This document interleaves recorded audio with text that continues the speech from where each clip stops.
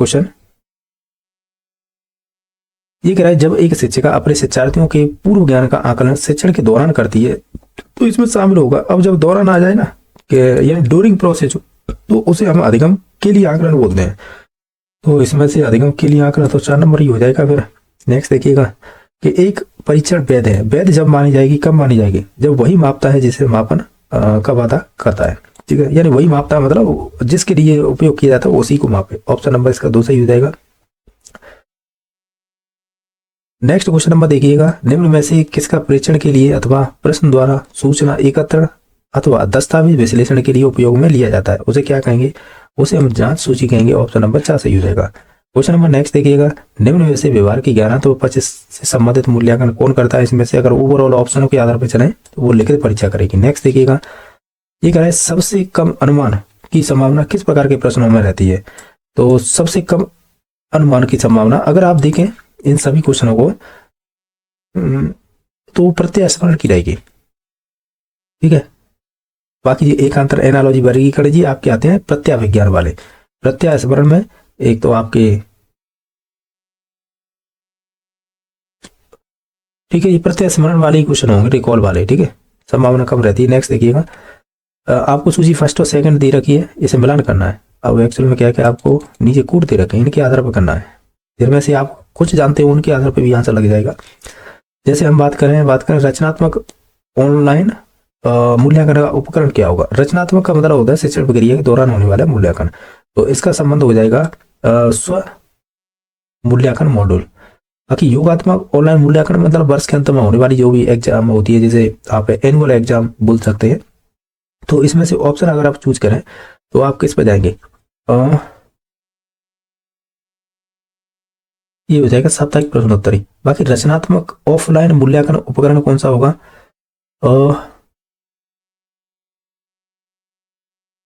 ये हो जाएगा फिर साप्ताहिक स्व परीक्षण प्रश्नोत्तरी। और योगात्मक ऑफलाइन मूल्यांकन का संबंध हो जाए व्यक्तिगत प्रयोगशाला रिपोर्ट। ऑप्शन नंबर इसका 2 सही हो जाएगा, देख लेना। नेक्स्ट देखिएगा, ये कह रहा है कि वस्तुनिष्ठ प्रकार के परीक्षण निर्माण हेतु कौन सा क्रम सही होगा? वस्तुनिष्ठ प्रकार के परीक्षण निर्माण हेतु कौन सा क्रम सही होगा? अगर आप देखें सभी ऑप्शनों को, हम ये कहेंगे पहले आएगा आपका परीक्षण की योजना बनाएंगे, फिर परीक्षण के मदों का निर्माण करेंगे, फिर हम परीक्षण के प्रशासन का अंकन देंगे और फिर लास्ट में जाकर मूल्यांकन करेंगे। तो ऑप्शन नंबर 4 सही हो जाएगा। नेक्स्ट देखिएगा कि वस्तुनिष्ठ, विश्वसनीय तथा वैज्ञानिक मापनी ये किससे संबंधित है? जैसे वस्तुनिष्ठ, विश्वसनीय और वैज्ञानिक मापनी ये सभी संबंधित होती हैं आपकी अनुपातिक है, जिसे रेशो लेवल कह सकते हैं। तो ऑप्शन नंबर इसका 4 सही हो जाएगा। नेक्स्ट देखिएगा, इनमें से नैदानिक परीक्षण का उद्देश्य नहीं है। वैसे नैदानिक का मतलब होता है कि आप बच्चे सीख नहीं रहे तो उनके रीजन जाने जाते हैं, लेकिन आप कह रहे हैं कि उससे गलत बताइएगा, तो गलत होगा प्रगति की रिपोर्ट तैयार करना। ऑप्शन नंबर 3 सही हो जाएगा। निम्न में से उपचारात्मक शिक्षण का उद्देश्य नहीं होता है, हम कहेंगे व्यक्तिगत समानताओं के आधार पर शिक्षण कराना। ये आपके उपचारात्मक शिक्षण का कह सकते हैं उद्देश्य नहीं होगा। बाकी अधिगम दोषों को दूर किया जाता है, व्यक्तिगत जो भी घटनाएं आती हैं उनको दूर करते हैं, छात्रों के पिछड़ेपन का भी दूर किया जाता है। तो नेक्स्ट क्वेश्चन नंबर देख लेते हैं, ये कह रहा है कि इनमें से वैज्ञानिक विधि का सोपान सही क्रम बताइएगा, कौन किस क्रम में होगा? जैसे हम बात करें, पहले आएगा समस्या को परिभाषित करना या चयनित करना।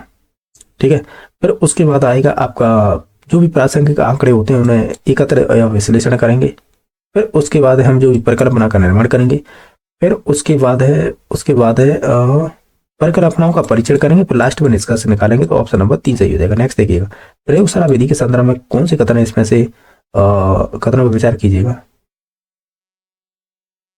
ठीक है, जैसे प्रयोगशाला विधि एक पूर्ण क्रियात्मक विधि होती है। ठीक है, हो सकता है इसमें विद्यार्थी स्वयं क्रिया करके सीखते हैं। ठीक है, इस विद्यार्थी अप्रत्यक्ष अनुभव होता है, अप्रत्यक्ष थोड़ी होता है, प्रत्यक्ष होता है। तो ऑप्शन नंबर ए और बी सही हो जाएंगे, तीसरा गलत था। नेक्स्ट देखिएगा कि प्रायोजन विधि आधारभूत सिद्धांत नहीं है। अगर आप देखें इसमें से देखो व्यक्तिगत विभिन्नता का तो हो जाएगा, ठीक है, स्वतंत्रता का हो जाएगा, सह संबंध का होगा, लेकिन सीखने से जीवन का सिद्धांत ये नहीं होता है। ठीक है, तो ऑप्शन नंबर इसका 4 सही हो जाएगा। नेक्स्ट देखिएगा, निम्न में से कौन सी ऐसी विधि है उदाहरणों के आधार पर तार्किक ढंग से विश्लेषण करते हुए किसी विशेष सिद्धांत या नियम तथा सूत्र को पहुंचते हैं? तो देखो पहले उदाहरण दे रहा है फिर नियम पर पहुंच रहा है, तो निश्चित तौर से आगमन विधि हो जाएगी। तो ऑप्शन नंबर इसका 2 सही हो जाएगा। नेक्स्ट देखिएगा, 145 नंबर क्वेश्चन है, ये पूछ रहा है आपसे कि संश्लेषण विधि के संदर्भ में असत्य कथन बताइएगा। यह विधि सरल और सूक्ष्म और क्रमबद्ध होती है। यह अमनोवैज्ञानिक विधि है। यह विधि समय अधिक लेती है। ये गलत है, समय अधिक नहीं लेती, कम लेती है, यही गलत है। बाकी विश्लेषण विधि के पश्चात ही संश्लेषण विधि का उपयोग किया जाता है, यह आवश्यक होती है। तो ऑप्शन नंबर 3 गलत है, बाकी सभी सही है। परिवेशित अध्ययन विधि के संदर्भ में कथनों पर विचार कीजिएगा। अगर आप सभी ऑप्शनों को देखें, इसमें से सत्य कूट बता रहे हैं या सत्य कथन दे रखे हैं। देखिए ये कह रहे हैं इसमें छात्रों के भावात्मक को क्रियात्मक पक्ष पर अधिक बल दिया जाता है, ऐसा नहीं है।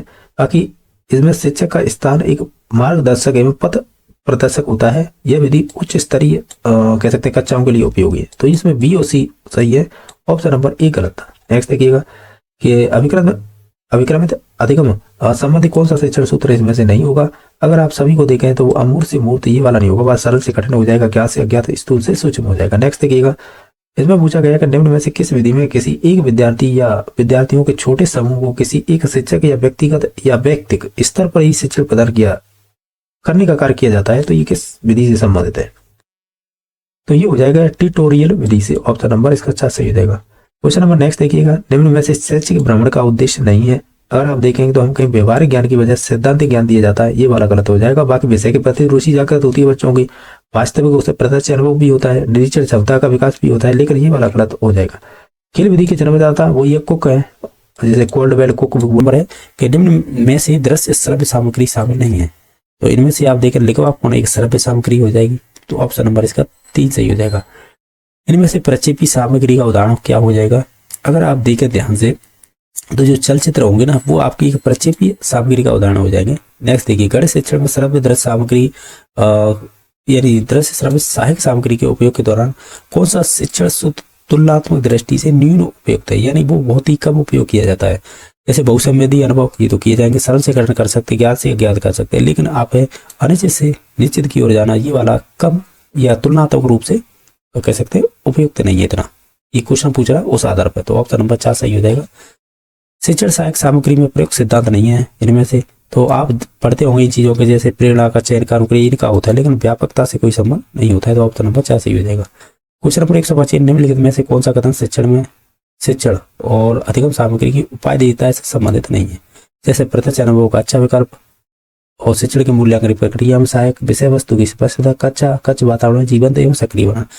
अगर हमें ये पूछा है कि उपादेयता संबंधित नहीं है किसमें, शिक्षण अधिगम सामग्री में, तो वो हो जाएगी शिक्षण के मूल्यांकन प्रक्रिया में सहायक होना। तो ये उपादेयता नहीं है, यानी इसकी ज्यादा इंपॉर्टेंस नहीं है, तो ऑप्शन नंबर 2 सही हो जाएगा। सिरोपरि प्रक्षेपी जिसे OHP बोलते हैं, ओवरहेड प्रोजेक्टर, क्या करता है,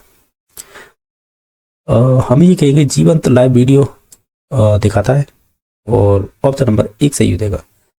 नेक्स्ट देखिएगा, जब एक शिक्षक है समय अवधि में लगातार बदलते आंकड़ों का प्रदर्शन करना चाहता है तो उसके द्वारा किस प्रकार के आरेख का उपयोग किया जाएगा, उसे बोलते हैं लाइन ग्राफ यानी रेखा आरेख। ऑप्शन नंबर इसका 2 सही हो जाएगा। एडगर डेल के अनुसार NCERT द्वारा संशोधित शंकु के अनुसार सबसे कम प्रभावशाली शिक्षण सामग्री कौन सी होगी। जो इस त्रिकोण से आपने पढ़ा होगा, ये इसके जो ऊपर की चीजें होगी तो वही इंपॉर्टेंट होगी जो आपकी सबसे कम प्रभावशाली होगी।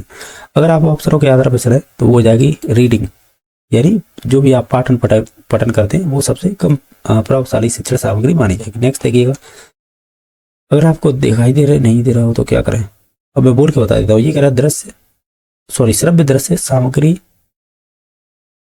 वो है संवेदी पदार्थ या वस्तु है जो अधिगम को प्रारंभ एवं प्रेरित करती है, उसे पुनर्बलन प्रदान करती है। तो उपयुक्त कथन किससे है, अब ये देख लेना आप, ये संबंधित हो जाएगा आपके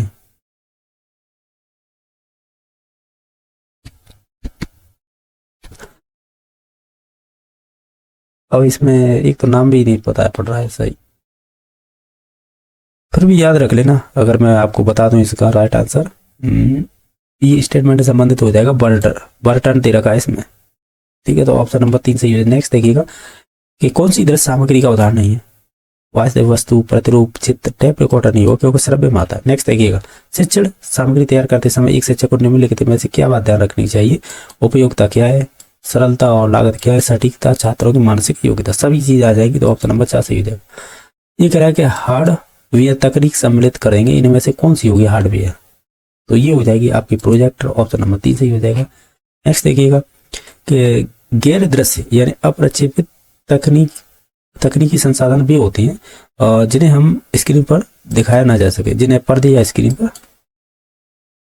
नेक्स्ट 134 है कि कक्षा शिक्षण के लिए उपयोग किए जाने वाले बोर्डों में सबसे आधुनिक बोर्ड कौन सा है। अगर आप इनमें सभी को देखें ना तो ऑप्शन नंबर 3 सही हो जाएगा। जो स्मार्ट बोर्ड होता है ना वही आधुनिक बोर्ड माना जाता है। नेक्स्ट देखिएगा, शिक्षण निम्न में से किसके उपयोग से अधिगम के सभी उद्देश्य यथा जैसे संज्ञानात्मक, भावात्मक, क्रियात्मक प्राप्ति की जा सकती है।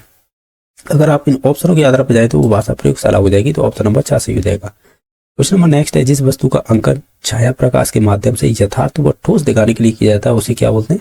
उसे आप 3 डायमेंशनल बोलते हैं। जैसे XYZ अक्ष लिए जाते हैं तो उसे त्रिआयामी चित्र कहेंगे।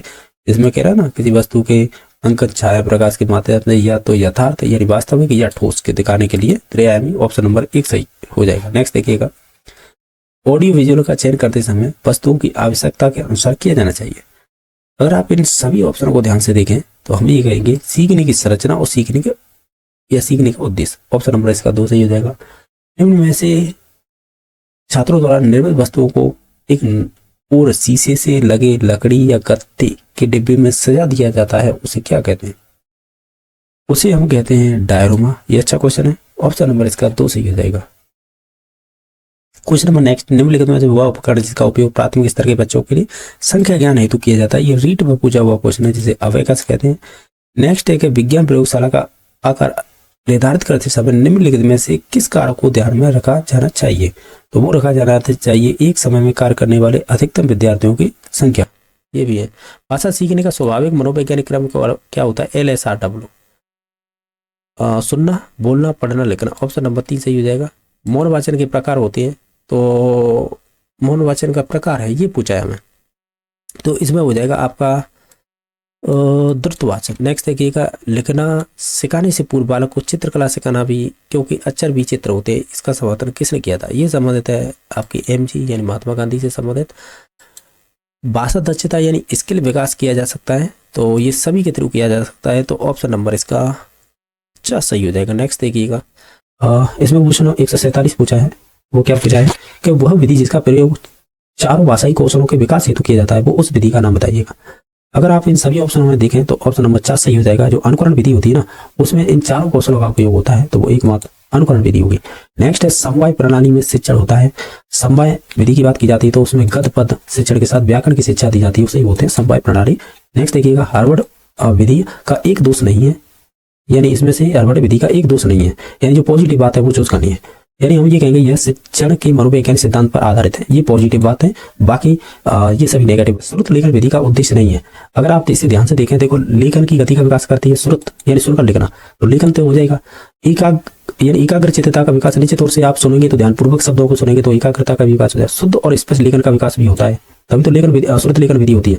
लेकिन ये वाचन है ना, वाचन मीन्स ये है कि वो बोलने जैसी चीजें नहीं होती है, यानी सुनकर लिखता है तो उसमें बोलने का काम नहीं होता है। इस वजह से ऑप्शन नंबर, जैसे कि पेपर नेक्स्ट देखिएगा, इनमें से कौन सी शिक्षण सहायक सामग्री का प्रमुख कार्य होता है।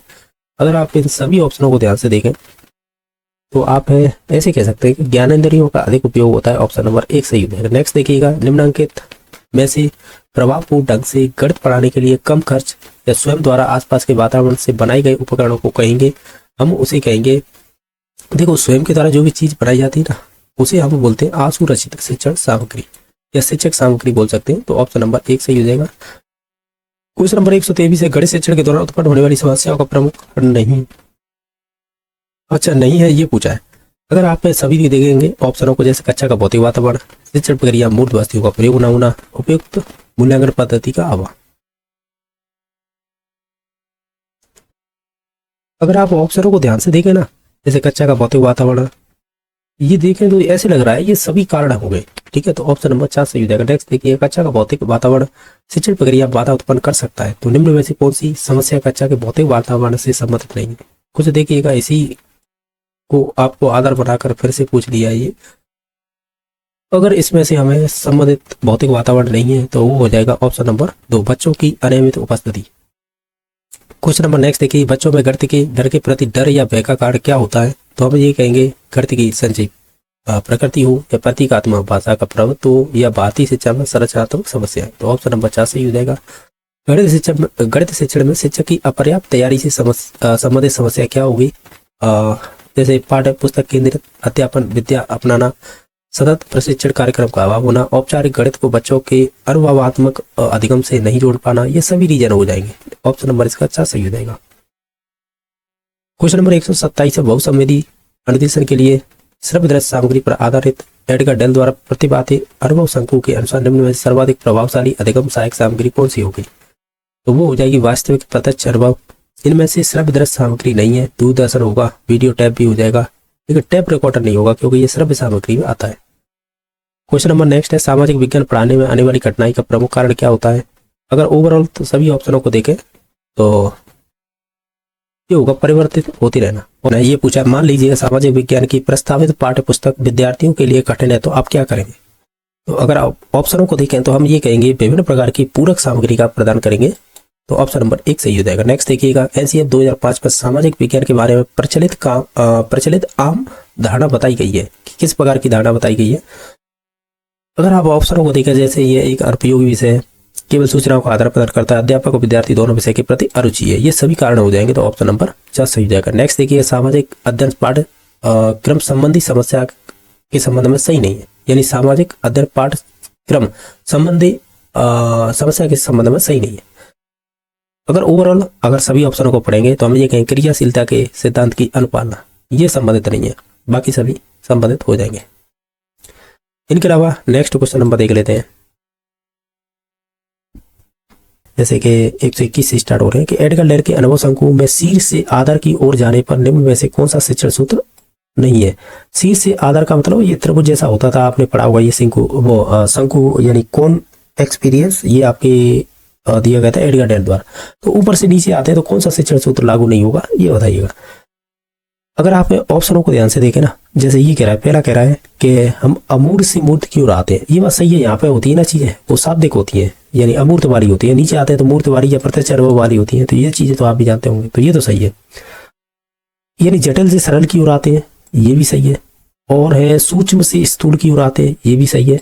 लेकिन आप विशिष्ट से सामान्य की ओर आते हैं, ये कहना गलत है, हम ये कहेंगे सामान्य से विशिष्ट की ओर आते हैं, तो ये वाला शिक्षण सूत्र नहीं लगेगा इसमें। और ये अच्छा क्वेश्चन है, बहुत दिमाग का क्वेश्चन है ये, क्योंकि देखो नॉर्मली तो यही पूछे जाते हैं कि अमूर्त से मूर्ति की ओर हम जाते हैं, या ऐसे कह सकते हैं जो शाब्दिक चीजें होती है वो ऊपर होती है, और जो प्रत्यक्ष अनुभव वाली होती है या करके सीखने वाली होती है वो जो बॉटम होता है ना, आधार, यहाँ पे होती है। तो इन्हें तो आसानी से पहचान जाते हैं, और इनमें जो एग्जाम्पल होते हैं उन्हें भी पहचान जाएंगे आप, इनके मध्य में क्या क्या आते हैं, लेकिन ये शिक्षण सबसे टफ पड़ते हैं। ठीक है, तो ऑप्शन नंबर इसका 2 सही हो जाएगा। अतीत में जो घटित घटनाओं को कालक्रम में दर्शाने में कौन सा चार्ट सामर्थ्य प्रयोग लिया जाता है? अतीत का मतलब जो पुराने समय की घटना है उन्हें दर्शाने के लिए हम कालक्रम को कौन सा चार्ट उपयोग करेंगे? अगर आप ध्यान से देखें, ये शायद रीट में पूछा हुआ क्वेश्चन है, तो इसे समय चार्ट कहते हैं, ऑप्शन नंबर 1 सही हो जाएगा। निम्नलिखित में से कौन सी शिक्षण सहायता एक वृत्त की एक ही खंड में कोण समान है, तो विषय को पढ़ाने का सबसे उपयुक्त तरीका क्या हुआ? एक्चुअली में क्या हमें ये कह रहा है कि कोई भी शिक्षण की सहायता, कौन सी भी शिक्षण सहायता एक वृत्त में एक ही खंड में कोण समान है, ठीक है, तो विषय को पढ़ाने का सबसे उपयुक्त तरीका होगा। देखो फिल्म स्ट्रिप्स से कोई संबंध नहीं है, ये तो प्रक्षेपी सामग्री में आती है। मॉडल ठीक है हो सकता है, चार्ट कोई सेंस नहीं है चार्ट का भी। बाकी मॉडल और आपके रोटेक्टर, अब देखो रोटेक्टर की हिंदी क्या होती है वो मुझे भी नहीं पता है, पर इसका आंसर यही होगा। ठीक है, और ये नई टाइप का क्वेश्चन बना है, रीट में तो नहीं पूछा, हो सकता है सेकंड ग्रेड में पूछ लिया हो, या हो सकता है 2024-25 की पात्रता में पूछ लिया हो, तो मुझे मालूम नहीं है। अदरवाइज ये पुराना क्वेश्चन पेपर तो नहीं है। ठीक है, यानी ये पुराना क्वेश्चन नहीं है।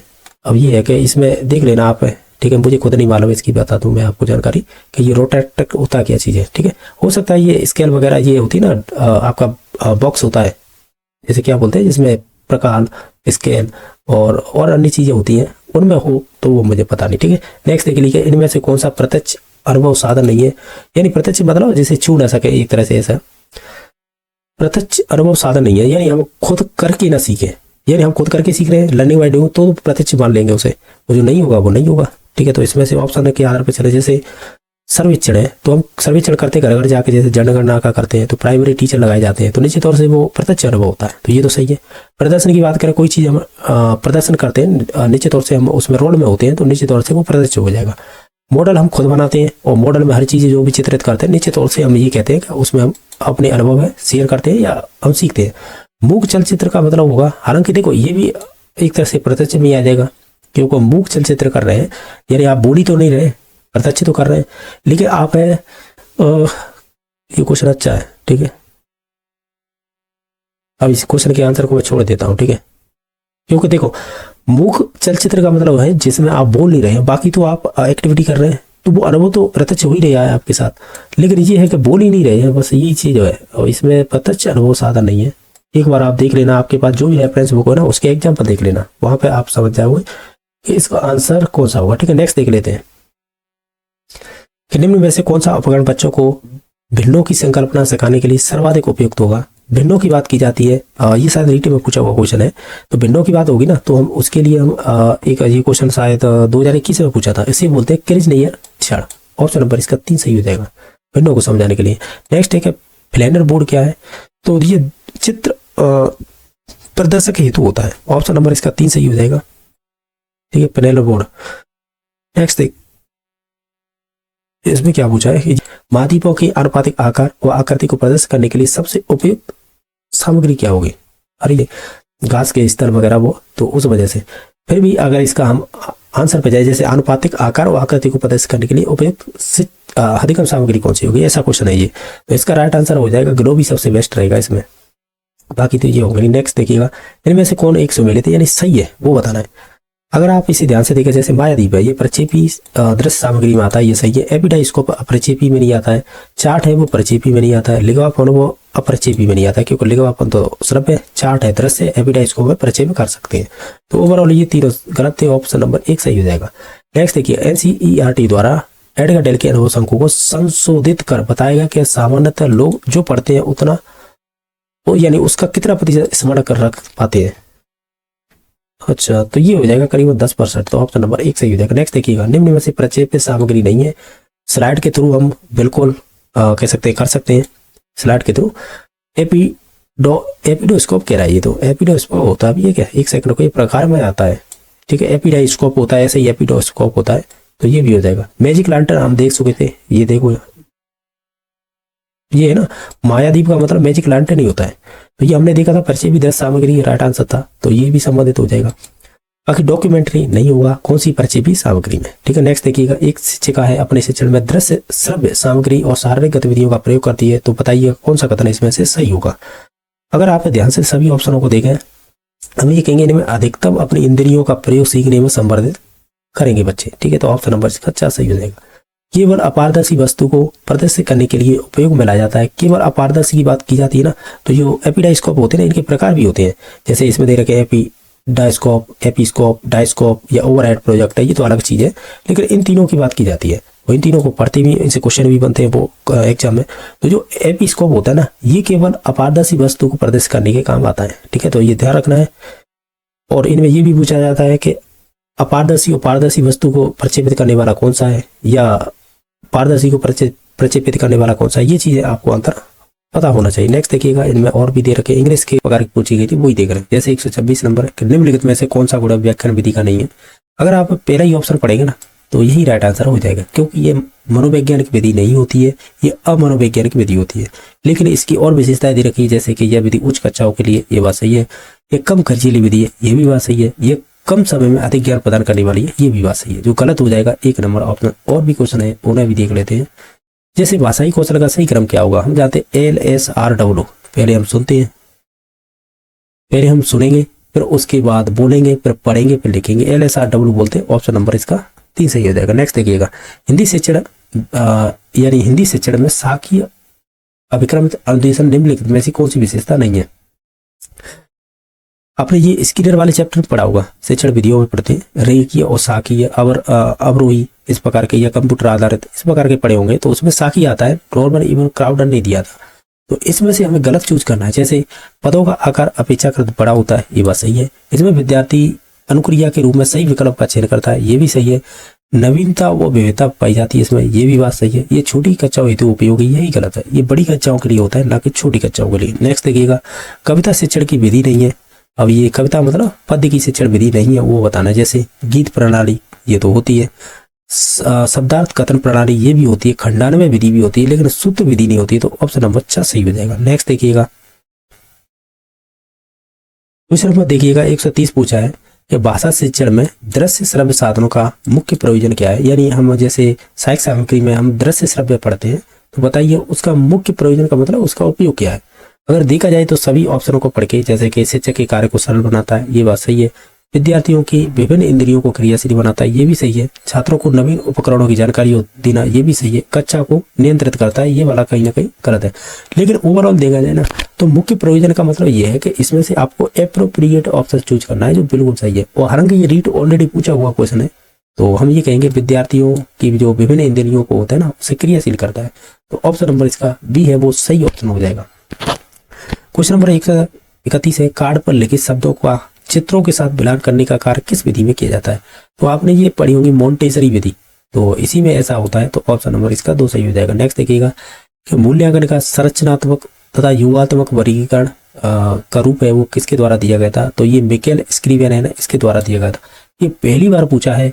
इतने सारे रीड के मैंने भी क्वेश्चन पेपर देखे हैं, कराए हैं, उसमें ये अभी तक क्वेश्चन नहीं बना था कि संरचनात्मक युगात्मक जो मूल्यांकन होते हैं उनका वर्गीकरण किसने किया था। ये पहली बार आया है 3rd ग्रेड मेंस में, लेवल 2 हिंदी की टीचिंग मेथड में पूछा है कि मिकेल स्क्रीवेन ने दिया था। जो भी एग्जामिनर सेटर रहा है ना, वो या तो उसके पास कोई ऑथेंटिक बुक मिल गई है उसे, उसने अच्छे अच्छे क्वेश्चन पूछे हैं। हालांकि इसमें हिंदी में नहीं पूछे, जो लेवल 2 साइंस में था उसमें अच्छे थे, लेवल 1 के भी कुछ क्वेश्चन अच्छे थे। ठीक है, तो ये अच्छा क्वेश्चन था। नेक्स्ट देखिएगा, ये कह रहा है निदानात्मक परीक्षा ली जाती है, क्यों ली जाती है। अब इसके 4 कथन दे रखे हैं। हम कहेंगे छात्रों की कमजोरी का पता लगाने के लिए की जाती है। तो सिंपल ही क्वेश्चन था ये। तो ये कह रहा है असत्य कथन बताइएगा, कौन सा होगा। जैसे मापन एकांकी होता है, मूल्यांकन बहुमुखी होता है, तो हमें असत्य बताना था ना, तो ये बात तो सही है, गलत तो है नहीं। सेकंड देखिए, मापन सीमित होता है जबकि मूल्यांकन विस्तृत होता है, कहीं ना कहीं ये भी बात सही है। बाकी तीसरा देखिए, मापन परिमाणात्मक अभिव्यक्ति करता है जबकि मूल्यांकन परिमाण और गुणात्मक दोनों की अभिव्यक्ति करता है, ये भी सही है। मापन के अभाव में मूल्यांकन का कार्य वैज्ञानिक होता है, ये गलत है। जब भी आप मापन की बात करेंगे तो हम ये कहेंगे कि जो मूल्यांकन होता है उसमें मापन भी इंपॉर्टेंस रखता है और गुणात्मक मूल्यांकन भी इंपॉर्टेंस रखता है। तो हम ये नहीं कर सकते, इग्नोर नहीं कर सकते। तो इस वजह से ऑप्शन नंबर 4 सही हो जाएगा। बाकी ये भी कथन अच्छे थे। नेक्स्ट देखिए, निदानात्मक परीक्षण का मुख्य उद्देश्य क्या होता है। हालांकि ये क्वेश्चन बन चुका था कि जो निदानात्मक परीक्षा है वो क्यों ली जाती है, तो उस सेंस के आधार पर भी आंसर पर जा सकते हैं। ओवरऑल कहें तो हम ये कहेंगे कि निदानात्मक परीक्षण का मुख्य उद्देश्य ये होता है, क्या होता है कि विद्यार्थियों की उपलब्धि के स्तर को जाना जाता है। ऑप्शन नंबर इसका 2 सही हो जाएगा।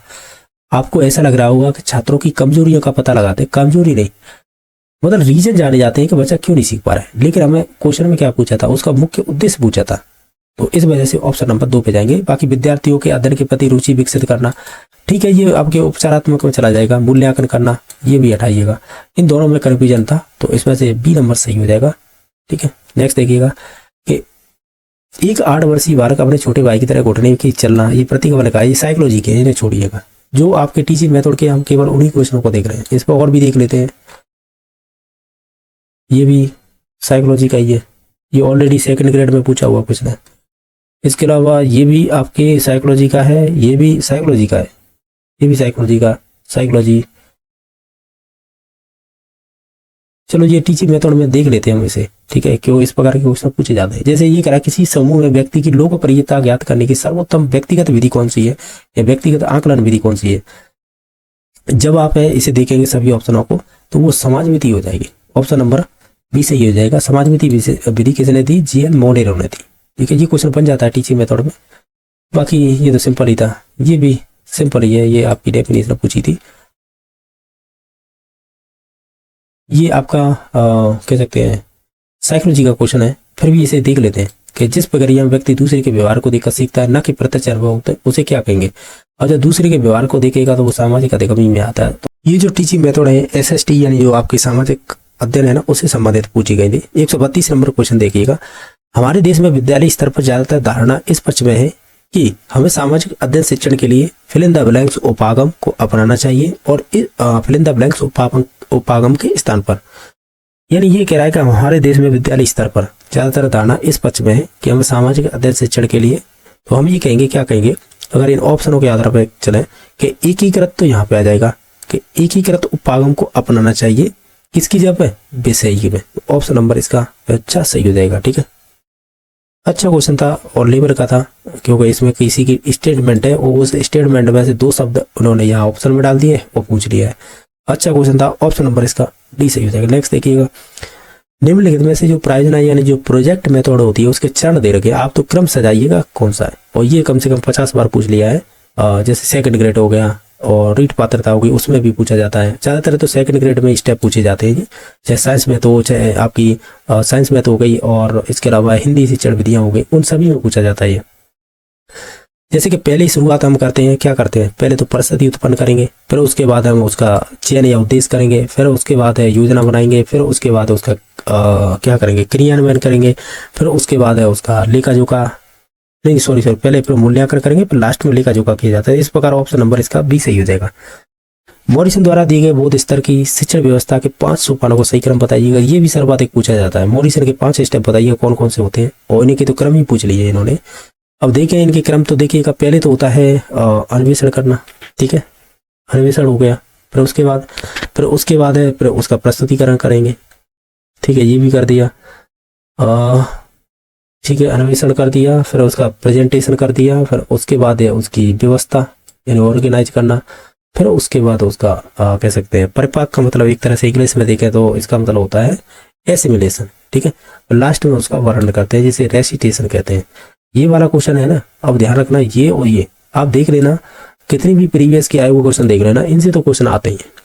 प्रोजेक्ट मेथड ऐसी है, ऐसा कोई एग्जाम नहीं है जिसमें क्वेश्चन नहीं पूछा जाता हो, विशेषकर राजस्थान में।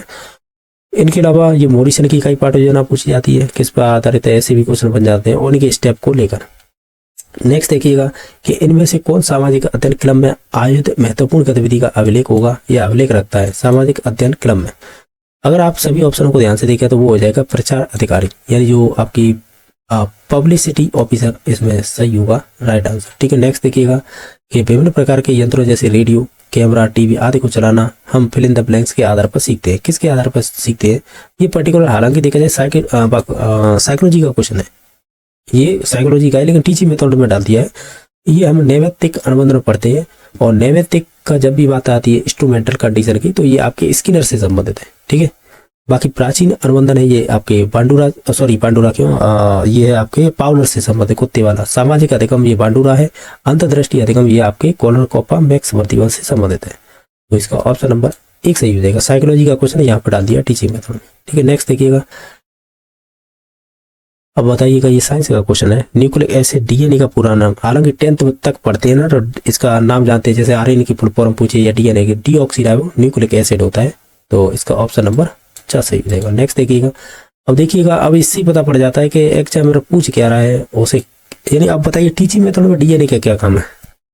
ठीक है, नेक्स्ट देखिएगा कि ये कह रहा है शारीरिक गतिज वृद्धि रखने वाले बच्चे की अंतिम अवस्था निम्नलिखित में से कौन सी हो सकती है।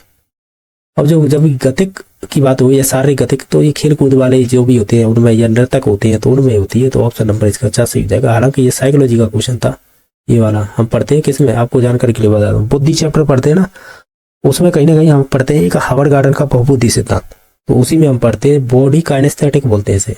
जो गति, जैसे गति करते हैं ना, तो मोस्टली जैसे जिम्नास्टिक हो गए, नर्तक हो गए या अन्य हो गए जो अपने बॉडी को संतुलन रखते हैं, वो सभी शारीरिक गति में आ जाएंगे। तो उसी से पूछा था, तो ऑप्शन नंबर इसका डी सही हो जाएगा।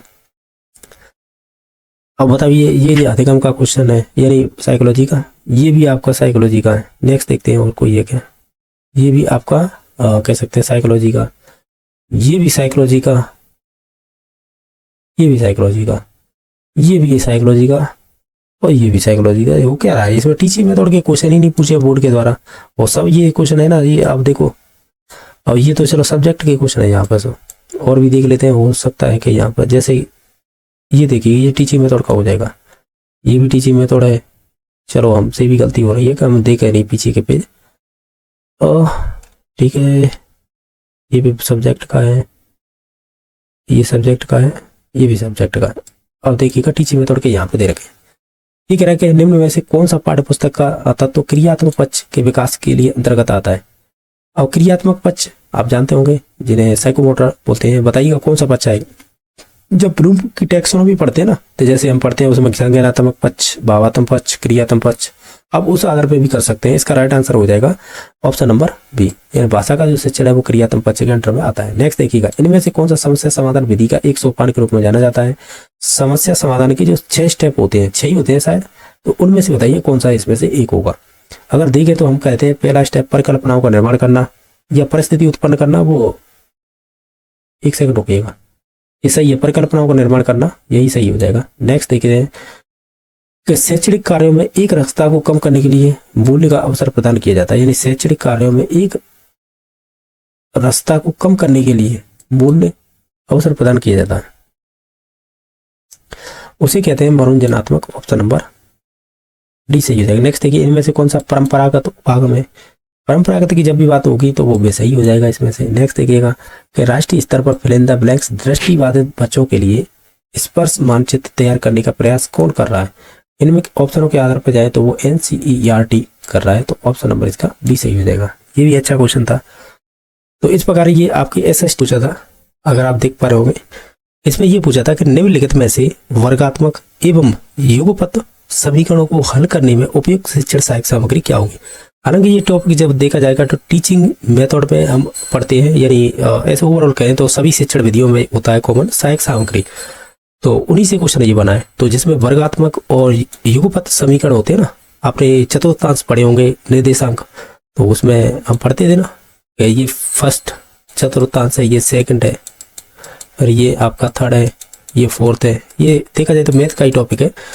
तो बताइएगा इसका उपयोग किया जाता है शिक्षण सहायक सामग्री में, तो वो किसके में? जैसे कि जादू की लैंटर्न, हालांकि इससे तो कोई मतलब ही नहीं है, बुलेटिन बोर्ड, इससे भी कोई मतलब नहीं है, नल लिखवा फोन, तो आसानी क्वेश्चन था। ग्राफ के थ्रू हम इसका उपयोग करते हैं, यानी ग्राफ बनाते हैं एक्स और वाई अच्छे पर, जिसे भुजा कोटि कहते हैं। ओवरऑल कहा जाए तो आसानी क्वेश्चन था, इसे कर सकते थे। ऑप्शन नंबर सी सही हो जाएगा। क्वेश्चन नंबर देखिएगा 117 कुछ इस प्रकार पूछा था कि आपकी कक्षा के कुछ विद्यार्थियों को गणित के प्रति नकारात्मक दृष्टिकोण है, आप इसे दूर करने के लिए क्या करेंगे? अगर आपको ये 4 ऑप्शन दिए जा रहे हैं, जैसे कि ऑप्शनों के आधार पर चले। पहला कह रहा है कि शिक्षण विधियों में सुधार करेंगे। सेकंड है निराश विद्यार्थियों से मुंह मोड़ने लगेंगे, ये तो नेगेटिव है, इसे तो हटाइए, कोई मतलब का नहीं है। बाकी सी नंबर ऑप्शन देखिए, सूक्ष्म से स्थूल की ओर सूत्र का उपयोग करेंगे, हालांकि ये हो सकता है, बाकी और भी देख लेते हैं। उनसे नई आयाम स्थापित करने के लिए कहेंगे। ओवरऑल देखा जाए जब नकारात्मक दृष्टिकोण है बच्चों में, तो ये तो होगा नहीं को उसे नई आयाम स्थापित करने के लिए कहेंगे, ठीक है, इसे भी हटा दीजिएगा। और सूक्ष्म से स्थूल ये शिक्षण विधियों में सुधार करेंगे, इन दोनों में से राइट आंसर होगा। और राइट आंसर अगर एप्रोप्रिएट देखा जाए ना कि सबसे अच्छा कौन सा होगा, तो वो ऑप्शन नंबर 1 ही सही होगा, शिक्षण विधियों में सुधार करेंगे, ठीक है। तो ओवरऑल इसका ऑप्शन नंबर 1 सही हो गया। क्वेश्चन नंबर 118 देखिए, इनमें से कौन सी सामाजिक परिस्थिति मानव जीवन को प्रभावित करती है? ठीक है, जैसे कि आपकी शासन व्यवस्थाएं होती है, या कृषि, या वनस्पति, या धार्मिक स्थान। ओवरऑल देखा जाए तो इसमें सामाजिक परिस्थिति की बात की जा रही है, वो भी मानव जीवन की, तो कहीं ना कहीं हम ये कहेंगे हमारे जो धार्मिक स्थान है वो प्रभावित ज्यादा करेंगे। अगर इन सभी ऑप्शनों पे एप्रोप्रिएट यानी जो सबसे बढ़िया आंसर आपको चूज करना है, तो डी नंबर सही हो जाएगा। देखिएगा क्वेश्चन नंबर जो 119 है, इस पे क्या पूछा है कि सही विकल्प का चयन कीजिएगा। ये 4 कथन दे रखे हैं, यानी जो स्टेटमेंट है, इनमें से सही होगा वो ऑप्शन नंबर 4 सही हो जाएगा। ये कहा मानक संबंधित मूल्यांकन में निर्देशन के अंत में परीक्षण का उपयोग किया जाता है, उसे योगात्मक मूल्यांकन कहते हैं। जब आप मूल्यांकन पढ़ते हैं तो उसमें 2 टाइप से पढ़ते हैं हम, एक तो पढ़ते हैं रचनात्मक, दूसरा पढ़ते हैं योगात्मक। रचनात्मक होता है शिक्षण प्रक्रिया के दौरान और योगात्मक होता है वर्ष के अंत में। तो ओवरऑल देखा जाए उसी आधार पर कह रहा था कि मानक संबंधित मूल्यांकन में निर्देशन के अंत में, अंत मतलब वो ये वार्षिक परीक्षा होती है, उन्हें योगात्मक के अंडर में ही रखा जाता है। तो इस प्रकार ऑप्शन नंबर डी सही हो गया। और भी देखिए ऑप्शन, जैसे पहला देखिएगा मानदंड संबंधित मूल्यांकन के निर्देशन के दौरान। अब जब निर्देशन के दौरान की बात कर रहा है तो निश्चित तौर से वहां पे योगात्मक ना होकर रचनात्मक होता है, तो ये इस वजह से गलत हुआ है। सेकंड देखिएगा, मानक संबंधित मूल्यांकन में निर्देशन के दौरान परीक्षण का उपयोग किया जाता है, उसे रचनात्मक मूल्यांकन कहते हैं या रचनात्मक। ये स्टेटमेंट देखने में तो सही लग रहा है, लेकिन निर्देशन के थ्रू नहीं किए जाते, ये तो शिक्षा प्रक्रिया के दौरान होती है ऑटोमेटिक। ये ऐसे नहीं है कि आप फिक्स कर दे किसी को यानी निर्देशित करें, तो ये चीज नहीं होगी, ठीक है। तो इस वजह से ये गलत हुआ है। और तीसरा इस वजह से हुआ है कि मानदंड संबंधी मूल्यांकन में निर्देशन के अंत की बात कर रहा है, फिर रचनात्मक कह रहा है, तो इस वजह से गलत हुआ है। हालांकि बी और डी एक जैसे ऑप्शन है, एक जैसे मीन से ये है कि मूल्यांकन जब पढ़ते हैं, एक में फॉर्मेटिव पढ़ते हैं रचनात्मक, दूसरे में पढ़ते हैं योगात्मक। भाषा तो दोनों की एक जैसी लग रही है कि जैसे कि वर्ष के अंत में होता है तो उसे योगात्मक कहेंगे, और शिक्षण प्रक्रिया के दौरान होगा तो उसे संरचनात्मक कहेंगे। लेकिन यहाँ पर ये निर्देशन है वो मानक संबंधित है, तो इनकी बात नहीं की जाती, वो तो शिक्षण प्रक्रिया के दौरान ऑटोमेटिक होता है, तो इस वजह से हम संरचनात्मक बोलते हैं। तो हो सकता है इस वजह से गलत हुआ हो, ठीक है। बाकी आप है कोई भी रेफरेंस बुक हो उसमें देखेंगे तो यही होता है कि शिक्षण प्रक्रिया के दौरान होता है रचनात्मक और वर्ष के अंत में होता है वो योगात्मक। नेक्स्ट देख लेते हैं और कौन से क्वेश्चन बने थे। ये भी क्वेश्चन आपके सहायक सामग्री से ही बना था कि चित्रों को आवश्यकता अनुसार बोर्ड पर चिपकाकर कच्चा कच्च में प्रदर्शित किया जाता है, इस बोर्ड को क्या कहते हैं। तो आवश्यकता अनुसार चिपकाकर, यानी कहीं ना कहीं हम बात करें जो फ्लानर बोर्ड है ना, इसे इंग्लिश में फ्लैनर बोर्ड बोलते हैं। इंग्लिश कहीं दे रखिएगा, इसके पीछे रहेगी शायद, तो उसे फ्लैनर बोर्ड बोलिएगा या फ्लानर, वो एक ही बात होती है। ऑप्शन नंबर इसका 4 सही हो जाएगा। नेक्स्ट देखिएगा। और वैसे भी ये नोटिस बोर्ड, ये तो वो होता है जैसे कि कॉलेज स्कूल होते हैं ना, जिसपे एग्जाम को लेकर या कोई कार्यक्रम को लेकर उस पर चीजें चिपकाई जाती हैं नोटिस, तो उसे बोलते हैं नोटिस बोर्ड। श्याम पट्ट तो आप जानते ही होंगे, और बाकी हरित पट्ट इसे टाइगर और फ्लैनर बोर्ड है, ये होता है कि इस पर आवश्यकता अनुसार जो भी चीजें होती है उसमें कच्चा कच्चे की प्रदर्शित चिपका दी जाती है एक तरह से। तो हालांकि ये आप सहायक सामग्री में पढ़ते हैं तो आसानी से जान सकते थे। नेक्स्ट देखिएगा। 121 नंबर है, जिस परीक्षा में सभी प्रश्नों का स्तर है वो एक समान हो तो उसमें निम्न में से किस गुण का अभाव रहता है। उसमें विविधकारता नहीं रहेगी। जैसे मान लीजिएगा आपने सभी ऑब्जेक्टिव क्वेश्चन बना दिए, उसमें निबंधात्मक है नहीं, अतिलघु उत्तरात्मक है नहीं, ठीक है, फिल इन द ब्लैंक्स वाले नहीं है, तो कहीं ना कहीं उसमें विविधकारता नहीं रहेगी, यानी विविधकारता। तो ऑप्शन नंबर 4 सही हो जाएगा।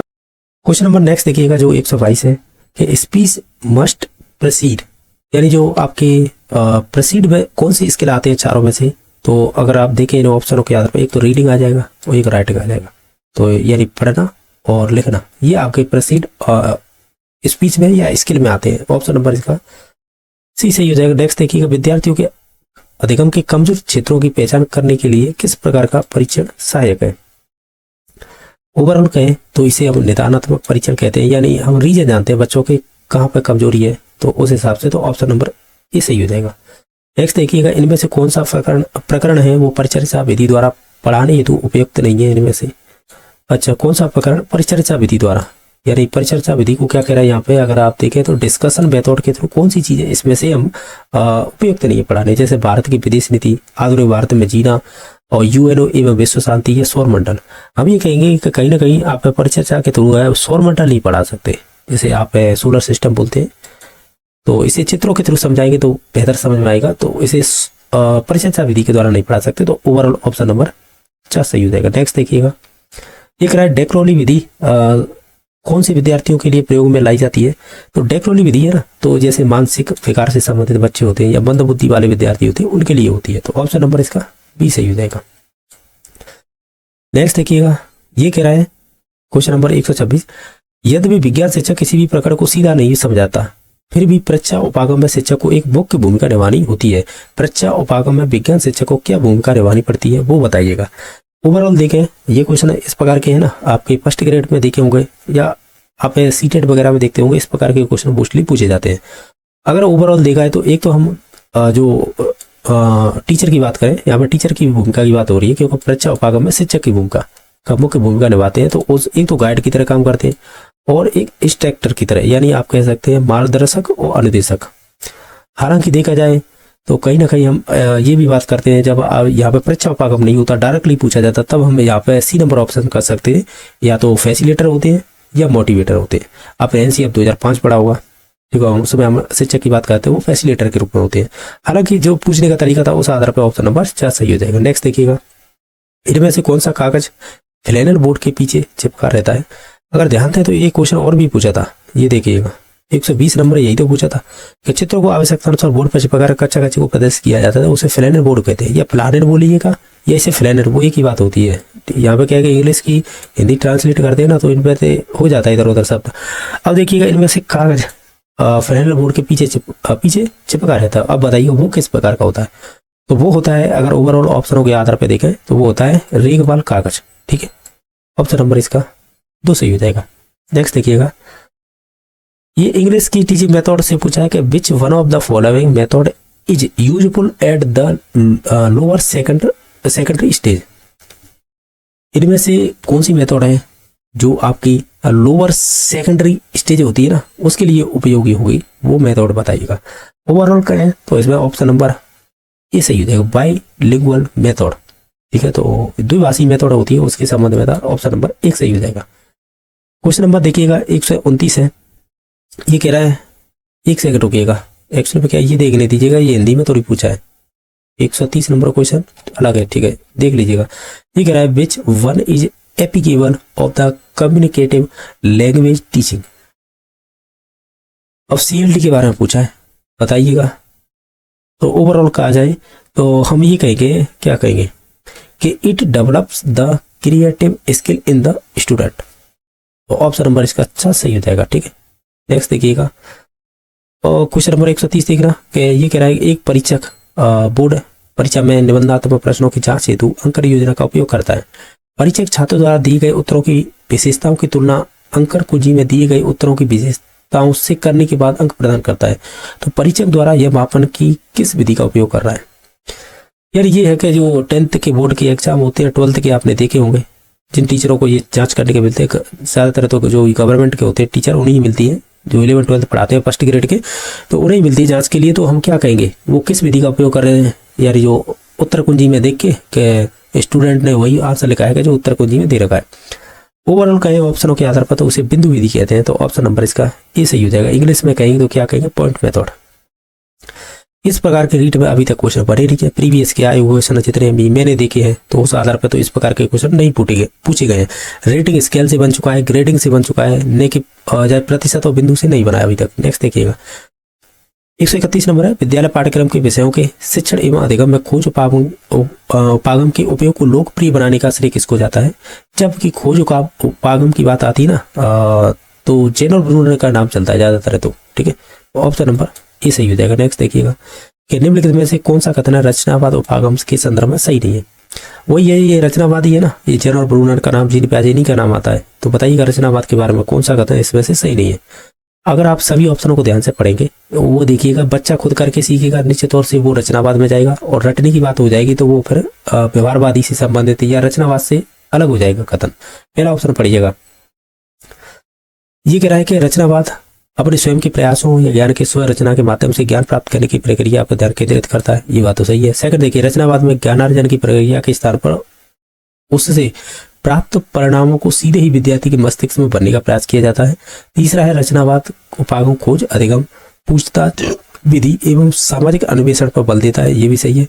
रचनावाद उपागम बाल केंद्रित है। तो बाल केंद्रित का मतलब चाइल्ड सेंटर्ड है, यानी बच्चा करके सीखता है। तो ये भी सही है। तो गलत अपने आप में बी हो जाएगा। ठीक है, तो इस प्रकार क्वेश्चन नंबर कितने आता है? 132 का आपका ऑप्शन नंबर बी सही हो जाएगा। नेक्स्ट देखिएगा क्वेश्चन नंबर देखिए 133 है, वाचन की विश्लेषणात्मक विधि में निम्नलिखित में से कौन सी विधि असंगत है? अच्छा, वाक्य विश्लेषण विधि में निम्नलिखित में से कौन सी विधि असंगत है? और ये वाचन की विश्लेषण विधि है। ठीक है, तो अगर आप ऑप्शनों के आधार पर चलें तो जैसे आपको देखें, देखो और बोलो विधि इसी के अंडर में आएगी, वाक्य विधि भी इसी के अंडर में आएगी, कहानी विधि भी इसी के अंडर में आएगी, लेकिन ध्वनि साम्य विधि अलग है, तो ये संबंधित नहीं होगी, आपकी विश्लेषण विधि के अंतर्गत नहीं आएगी, यानी वाचन की विश्लेषण विधि में। ऑप्शन नंबर 50 सही हो जाएगा। ये अच्छा क्वेश्चन था। नेक्स्ट देखिएगा, इनमें से कौन सी श्रव्य सामग्री नहीं है? जैसे ग्रामोफोन तो होता है, रेडियो भी होता है, टेप रिकॉर्डर भी होता है, लेकिन एपिडाइस्कोप तो दृश्य सामग्री में जाएगा। तो ऑप्शन नंबर इसका अच्छा सही हो जाएगा। नेक्स्ट देखिएगा, अब ये कह रहा है कि ये इंग्लिश की टीचिंग मेथड से पूछा था कि which one of the following is not the characteristic of a criterion test. जो क्राइटेरियन टेस्ट होता है उसका एक इसमें से करेक्टर, यानी कह सकते हैं एक विशेषता नहीं है, ऐसे पूछा है। तो ओवरऑल देखें तो ऑप्शन नंबर इसका बी सही हो जाएगा। जो ब्रेविटी है ये आपकी विशेषता नहीं होती क्राइटेरियन टेस्ट की। बाकी और भी ऑप्शन दे रखे थे वो सभी हो जाएंगे। ठीक है, नेक्स्ट देखिएगा कि इसमें से निम्नलिखित में से कौन सा परीक्षण भाटियोमेट्री प्रदर्शन परीक्षण का भाग नहीं है। हालांकि ये इस प्रकार के क्वेश्चन आपके बुद्धि चैप्टर पढ़ते हैं ना, तो उसमें ये साइकोलॉजी का टॉपिक है, ऐसे बोल सकते हैं, तो इसे छोड़ देते हैं, टीचिंग मेथड के देखते हैं। ये भी आपके जो डिफेंस मैकेनिज्म पढ़ते हैं, यानी रक्षात्मक युक्ति, उसका है साइकोलॉजी का, ये भी साइकोलॉजी का ही है। ये आपकी जो एजुकेशन साइकोलॉजी का नया टॉपिक जोड़ा था उससे क्वेश्चन है। ये बिल्ली कुत्ते हैं, सब व्यवहारवादी से संबंधित है। और बाकी ये डेफिनेशन है आपकी, ये भी आपकी साइकोलॉजी की है, इसे देख लीजिए। आईईपी का पूरा नाम क्या है? आईईपी अगर आप ध्यान से देखें ये टीचिंग मेथड में चला जाएगा ये क्वेश्चन। इसे हालांकि ये साइकोलॉजी में जाएगा, माफी चाहूंगा, क्योंकि इसमें आईईपी की फुल फॉर्म पूछिए तो ये होगी individualized education program. Option number इसका सी सही हो जाएगा। नेक्स्ट देखिएगा, इसमें बच्चों में व्यक्तिगत भिन्नता साइकोलॉजी का क्वेश्चन है, और ये चलो टीचिंग मेथड में भी पूछ लेते हैं इस प्रकार के क्वेश्चन। एक शिक्षक ने देखा कि रानी को सही वर्तनी लिखने में परेशानी होती है, बड़े व छोटे अक्षरों को भेद नहीं कर पाती है, वो अक्षर बनाने में परेशानी आती है, तो बताइए वो किस प्रकार की विकलांगता है, ये डिसेबिलिटी। तो जो लिखने से संबंधित है वो डिस्ग्राफिया हो जाएगा। ये टीचिंग मेथड में पूछे जाते हैं। नेक्स्ट देखिएगा, ये साइकोलॉजी का क्वेश्चन है। अब ये कंप्यूटर, ये सभी जो कंप्यूटर यानी कह सकते हैं आपकी आईसीटी से पूछे जाते हैं 5 क्वेश्चन उनके हैं। अब इसके बाद देख लेते हैं अन्य जो क्वेश्चन पूछे गए थे। क्वेश्चन नंबर ये देखिएगा 126 है, ये आपकी साइंस में थे ना, उसमें दे रखी है टीचिंग मेथड, जैसे साइंस और मैथ की दोनों कमांड हो गया थी। तो देखिएगा इसमें किस प्रकार के क्वेश्चन पूछे गए थे। जैसे ये कह रहा है निम्नलिखित में से किस समस्या का सामना है भारतीय शिक्षकों को नहीं करना पड़ता है। तो अगर आप 4 ऑप्शनों को पढ़ेंगे ना तो हम कहेंगे इसमें से कि भौतिक संसाधनों के विकास के लिए प्रबंधन का सकारात्मक दृष्टिकोण, इसका सामना नहीं करना पड़ता है। बाकी पारंपरिक जो पाठ्यक्रम है और शिक्षण विधियों का भी सामना करना पड़ता है उनको, और जो फीडबैक तंत्र की कमी भी रहती है, ठीक है। बाकी संस्था की कमजोरी का वित्तीय स्थिति, ये सभी तीनों रीजन माने जाएंगे कि ये आपके जो भी सामना करना पड़ता है भारतीय जो भी शिक्षक है, जो नहीं करना पड़ेगा वो ऑप्शन नंबर 4 सही हो जाएगा। नेक्स्ट देखिएगा कि शिक्षण विधियों द्वारा छात्रों को उनकी जो संज्ञानात्मक संरचना में नई तत्व प्राप्त करने में मदद मिलनी चाहिए, ये किस उपागम के सिद्धांत से संबंधित है। यानी शिक्षण विधियों द्वारा छात्रों को उनकी संज्ञानात्मक जब भी संरचना की बात होती है ना, तो मोस्टली हमें यही कहेंगे, अगर इन ऑप्शनों में देखें तो नई तत्व प्राप्त करने में मदद मिलती है तो वो संज्ञानात्मक ही क्षेत्र हो जाएगा। हालांकि व्यवहारवादी रटने की बात हो नहीं रही ना वस्तुनिष्ठता की, इन दोनों ऑप्शनों में कंफ्यूजन है। देखो रचनावादी होता ना तो उसमें ऐसी चीजें ऑटोमेटिक इंक्लूड होकर आती है कि बच्चा खुद ज्ञान का निर्माण करता है, और ठीक है, तो बच्चा खुद ज्ञान का निर्माण करता है, इससे संबंधित कैसे भी आ सकता है खतर बन के, तो वो आप पहचान सकते थे। इसमें कहीं पर भी ऐसी बात नहीं हो रही, बच्चा खुद ज्ञान का निर्माण कर रहा है। जैसे शिक्षण विधियों द्वारा छात्रों को उनकी संज्ञानात्मक संरचना में नई तत्व प्राप्त करने में मदद मिलनी चाहिए, तो कहीं ना कहीं ये संज्ञानात्मक की बात हो रही है। बाकी है अगर ये ऑप्शन नहीं होता संज्ञानात्मक, तब हम जा सकते हैं रचनावादी में। तो अगर दे रखा है तो इस प्रकार हम ऑप्शन नंबर सी में ही जाएंगे, ठीक है। नेक्स्ट देखिएगा कि मामूली से मध्यम विकलांगता वाले अधिकांश छात्रों में कारक सीखने में बाधा डालते हैं। मामूली से मध्यम विकलांगता वाले अधिकांश छात्रों में कारक सीखने में बाधा डालते हैं, वो संज्ञानात्मक कारक ही होगा। तो ऑप्शन नंबर इसका 4 सही हो जाएगा। क्वेश्चन नंबर नेक्स्ट देखिएगा जो 129 नंबर है कि ये कह रहा है गणित शिक्षण में पीपीटी का प्रयोग का लाभ क्या है। और जो भी टीचर आजकल ऑनलाइन स्मार्ट बोर्ड पर पढ़ा रहे हैं वो कहीं ना कहीं पीपीटी के थ्रू ही पढ़ाते हैं, ठीक है। तो आप देखिएगा उनमें से बताइए कौन सा लाभ है। जैसे क्रमबद्ध तरीके से जानने की रूपरेखा प्रस्तुत की जाती है, बिल्कुल सही बात है ये। बाकी वास्तविक और धारणा के बीच बड़ा अंतर बनाना होता है, और संचार के प्रभावी तरीके से सुविधा देना, अपना खुद का डिजाइन बनाना और मौजूदा का उपयोग करना। ओवरऑल देखा जाए ना तो ये सभी कथन सही है पीपीटी के, अगर विशेषताओं को लेकर बात की जाए या उनके लाभ की बात की जाए तो ये सभी कथन सही थे। तो बोर्ड ने फिर इसे डिलीट ही किया है, ठीक है। जो भी आंसर माना हो लेकिन लास्ट में जाकर डिलीट कर दिया उन्होंने। नेक्स्ट देखिए गणितीय पत्रिका है, उससे संबंधित बताइए गणितीय पत्रिका में क्या होता है। जो मैगजीन आती है मैथ की, तो बताइए इनमें से कौन सा अप्रोप्रिएट हो सकता है। हम कहेंगे गणित के शिक्षकों के लिए एक प्रकाशन हो सकता है, बाकी गणित के सवालों का एक संग्रह होता है, या प्रमेय प्रमाणित करने के लिए संदर्भ होता है, या शिक्षा शास्त्र के बजाय स्पष्ट रूप से गणित पर ध्यान केंद्रित करती है। ओवरऑल देखा जाए इनमें से ऑप्शन नंबर 4 सही हो जाएगा। यानी जो गणितीय पत्रिका होती है वो शिक्षा शास्त्र के बजाय स्पष्ट रूप से गणित पर ध्यान देना केंद्रित करती है, तो ऑप्शन नंबर 4 सही हो जाएगा। नेक्स्ट देखिएगा, ये था 131 नंबर क्वेश्चन कि विज्ञान की कक्षा में टीवी पर शैक्षिक कार्यक्रम दिखाने के बाद शिक्षक अधिगम उद्देश्यों पर जीवंत चर्चा करता है। शिक्षण सहायक सामग्री के प्रभावी उपयोग के लिए यहाँ निम्नलिखित में से किस सिद्धांत का उपयोग किया जा रहा है। जैसे कि निर्माण का सिद्धांत है, या उपयुक्त प्रस्तुतिकरण का सिद्धांत है, या अनुवर्त एवं मूल्यांकन का सिद्धांत है, या चेन का सिद्धांत है। हालांकि देखा जाए साइंस मैथ में इस प्रकार के क्वेश्चन आपके मोस्टली ही पूछे गए थे, और ये अच्छे क्वेश्चन सब अप्लाइड करके क्वेश्चन पूछे गए थे। इनका राइट आंसर हो जाएगा ऑप्शन नंबर सी, यानी जिसे बोलेंगे आप अनुवर्त एवं मूल्यांकन सिद्धांत। अगर कहें तो principle of follow up and evolution, ये वाला स्टेटमेंट सही हो जाएगा। नेक्स्ट देखिएगा कि निम्नलिखित में से कौन सा समस्या समाधान विधि का गुण नहीं है। जैसे समय की बचत करना, शिक्षार्थी केंद्रित विधि है, वैज्ञानिक दृष्टिकोण के विकास में सहायक है, या वैज्ञानिक विधि में प्रशिक्षण है। ओवरऑल देखें तो देखो ये पॉजिटिव है, ये पॉजिटिव है। अब दो ऑप्शन बचे ए और डी।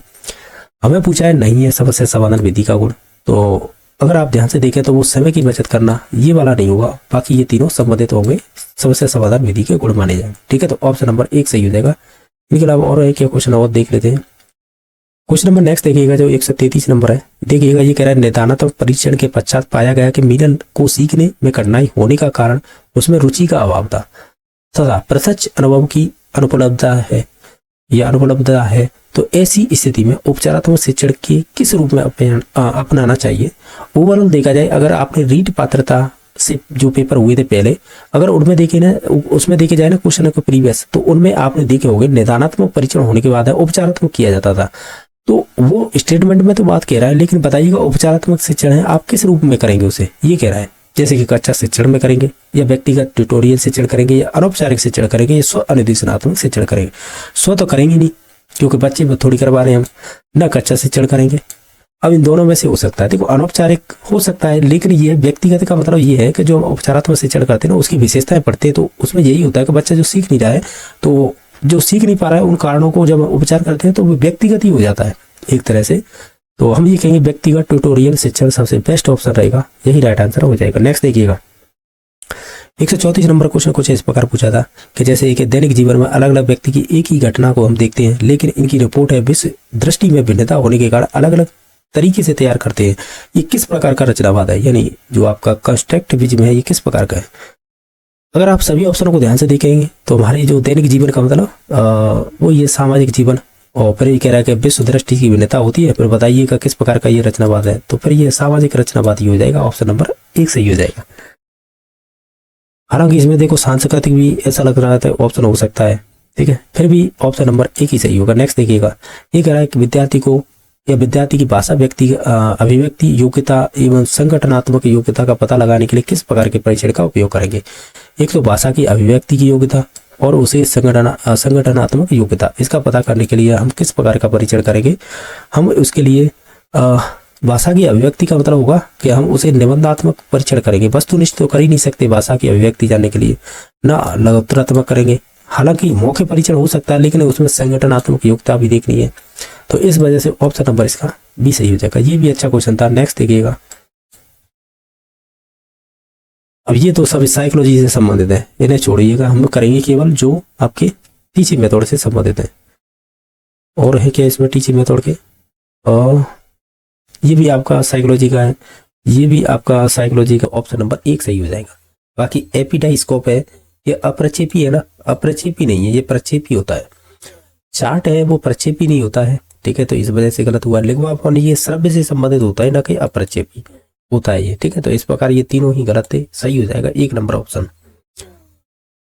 क्वेश्चन नंबर 142 देखिएगा, दृश्य श्रव्य उपकरणों के संबंध में कौन सा कथन सही नहीं है, यानी जो गलत है हमें वो चूज करना है।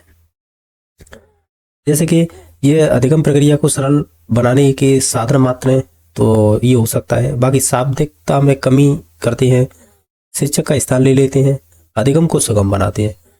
कहीं ना कहीं हम ये कहेंगे इसमें से जो सही नहीं होगा वो होगा शिक्षक का स्थान ले लेते हैं, ये वाला ऑप्शन गलत हो जाएगा। बाकी सभी कहीं ना कहीं दृश्य श्रव्य उपकरणों से संबंधित ही थे। क्वेश्चन नंबर 143 है, मॉरिसन उपागम में किस पर बल दिया गया है। जब मॉरिसन के उपागम को हम पढ़ते हैं तो वहां पर है विषय वस्तु के आत्मसातीकरण पर जोर दिया गया है या बल दिया गया है, तो ऑप्शन नंबर 2 सही हो जाएगा। क्वेश्चन नंबर 144 है कि रचनावादी उपागम पर आधारित रोजर वाइवी की 5E मॉडल में शामिल नहीं है, इनमें वो बताइएगा। एक्चुअल में क्या है कि देखिएगा, अब 5E की बात की जाती है तो देखो उसमें विस्तार एलाबोरेशन होता है, ठीक है, एंगेज करना संलग्न होता है, ठीक है, और ये हो गया। इसके अलावा अन्वेषण कह सकते हैं, अन्वेषण हो जाएगा लेकिन स्पष्ट करना नहीं होगा, तो इसका ऑप्शन नंबर पे 3 सही हो जाएगा, ठीक है। बाकी विस्तार संलग्न अन्वेषण ये तो संबंधित होते हैं 5E मॉडल से, तो संबंधित नहीं हुआ वो होगा स्पष्ट करना। क्वेश्चन नंबर 145 कुछ इस प्रकार पूछा है कि निम्नलिखित में से कौन सा आगमन विधि के सोपान का सही क्रम है। जब भी आगमन विधि की बात होती है तो हम विशिष्ट से सामान्य की ओर चलेंगे। विशिष्ट का मतलब होता है विशिष्ट उदाहरण होते हैं, तो एक तो ऑप्शन नंबर 1 में दे रखा है और 1 4 में। इसके अलावा जब आप उदाहरण दे देंगे तो उसके बाद निरीक्षण करेंगे, तो दोनों में ही निरीक्षण है, ठीक है, इसमें भी इसमें भी। फिर उसके बाद हम जनरलाइजेशन करते हैं यानी सामान्यीकरण, उसके बाद परीक्षण यानी टेस्ट करते हैं। तो इस प्रकार ऑप्शन नंबर 4 सही हो जाएगा। क्वेश्चन नंबर 140 देखिए, निम्नलिखित में से कौन बाल केंद्रित विधि नहीं है? यानी बाल केंद्रित विधि नहीं है यानी वो टीचर सेंटर्ड हो सकती है या अन्य कोई चीज हो सकती है, लेकिन वो उसमें चाइल्ड सेंटर्ड नहीं है। जैसे अगर हम इसे अपने लॉजिक के हिसाब से चले, जैसे कि अनुसंधान विधि में बच्चा है एक्टिव रहता है, ठीक है, क्रियाशील रहता है यानी करके सीखता है, लर्निंग बाय डूइंग के सिद्धांत पर, तो निश्चित तौर से ये तो आपकी सही है। प्रयोगशाला में भी बच्चा करके सीखता है, ये भी सही है। प्रोजेक्ट मेथड होती है, इसमें आपको असाइनमेंट दिया जाता है, बच्चा खुद करके लाता है, तो इसमें भी बच्चा खुद करके लाता है। तो ओवरऑल देखा जाए भाषण विधि ऐसी है जिसमें शिक्षक तो एक्टिव रहता है और जो बच्चे होते हैं वो इनएक्टिव रहते हैं, यानी बच्चे लर्निंग बाय डूइंग पर डिपेंड नहीं रहती है ये विधि, ऐसे कह सकते हैं। तो उस आधार पर भी जाएंगे तो भी इसका ऑप्शन नंबर 1 सही हो जाएगा। नेक्स्ट क्वेश्चन देख लेते हैं। क्वेश्चन नंबर नेक्स्ट देखिएगा जो है 147 नंबर, निम्न में से समस्या समाधान विधि का पद नहीं है। अगर आप इसे ध्यान से देखें, समस्या का चयन करना होता है, ठीक है, इसके अलावा आपका उपकल्पनाओं का निर्माण करना है, ये नहीं होगा। बाकी है आंकड़ों का विश्लेषण किया जाता है इसमें, साथ ही साथ इसमें आपके निष्कर्ष भी निकाले जाते हैं। तो ऑप्शन नंबर बी सही हो जाएगा। क्वेश्चन नंबर नेक्स्ट है, फिल इन द ब्लैंक्स, आकलन वह पद्धति जिसके माध्यम से शिक्षण के उद्देश्य किस हद तक प्राप्त हो रहे हैं तथा उनसे प्राप्त करने में दृष्टिगत कमियों का निवारण कैसे किया जाए, इन तत्वों पर प्रकाश डाला जाता है। तो इसे क्या कहते हैं? इसे हम कहते हैं, अगर इन सभी ऑप्शनों में से देखा जाए तो निर्माणात्मक कहेंगे, ठीक है। तो ऑप्शन नंबर इसका सी सही हो जाएगा। नेक्स्ट देखिएगा, ये कह रहा है भावात्मक पक्ष के मापन हेतु उपयुक्त मापनी कौन सी है? यानी हम जब भावात्मक पक्ष को मापते हैं वो एटीट्यूड के थ्रू मापते हैं, यानी अभिप्रति मापनी के द्वारा। ऑप्शन नंबर बी सही हो जाएगा। क्वेश्चन नंबर देखिएगा 150, एक परीक्षण जो व्यक्ति की किसी एक या अधिक क्षेत्रों में उसकी विशेषताओं कमियों को व्यक्त करने के लिए बनाया गया है, उसे कहते हैं। तो हम उसे अगर इनमें से देखें, यानी व्यक्ति के किसी एक या अधिक क्षेत्रों में किसी विशेषताओं और कमियों को व्यक्त करने के लिए, तो इसके लिए हम करते हैं निदानात्मक परीक्षण। ऑप्शन नंबर इसका बी सही हो जाएगा। अगर क्वेश्चन नंबर आप नेक्स्ट देखिएगा 141 है कि निम्नलिखित में से कौन सा चरण हार्वर्ड उपागम और मॉरिसन उपागम का समान माना जाता है?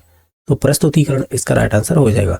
शैक्षिक भ्रमण का उद्देश्य क्या होता है? ये 142 नंबर क्वेश्चन पूछा है। इसका मतलब होता है कि उसकी निरीक्षण और ऑब्जर्वेशन यानी निरीक्षण और अवलोकन की क्षमता का विकास होता है। ऑप्शन नंबर इसका सी सही हो जाएगा।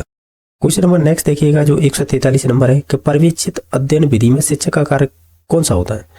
पर्यवेक्षित विधि में अगर शिक्षक के कार्य की बात की जाए तो अगर आप इन सभी ऑप्शनों को ध्यान से देखें, हमें इन कूटों के आधार पर आंसर देने हैं।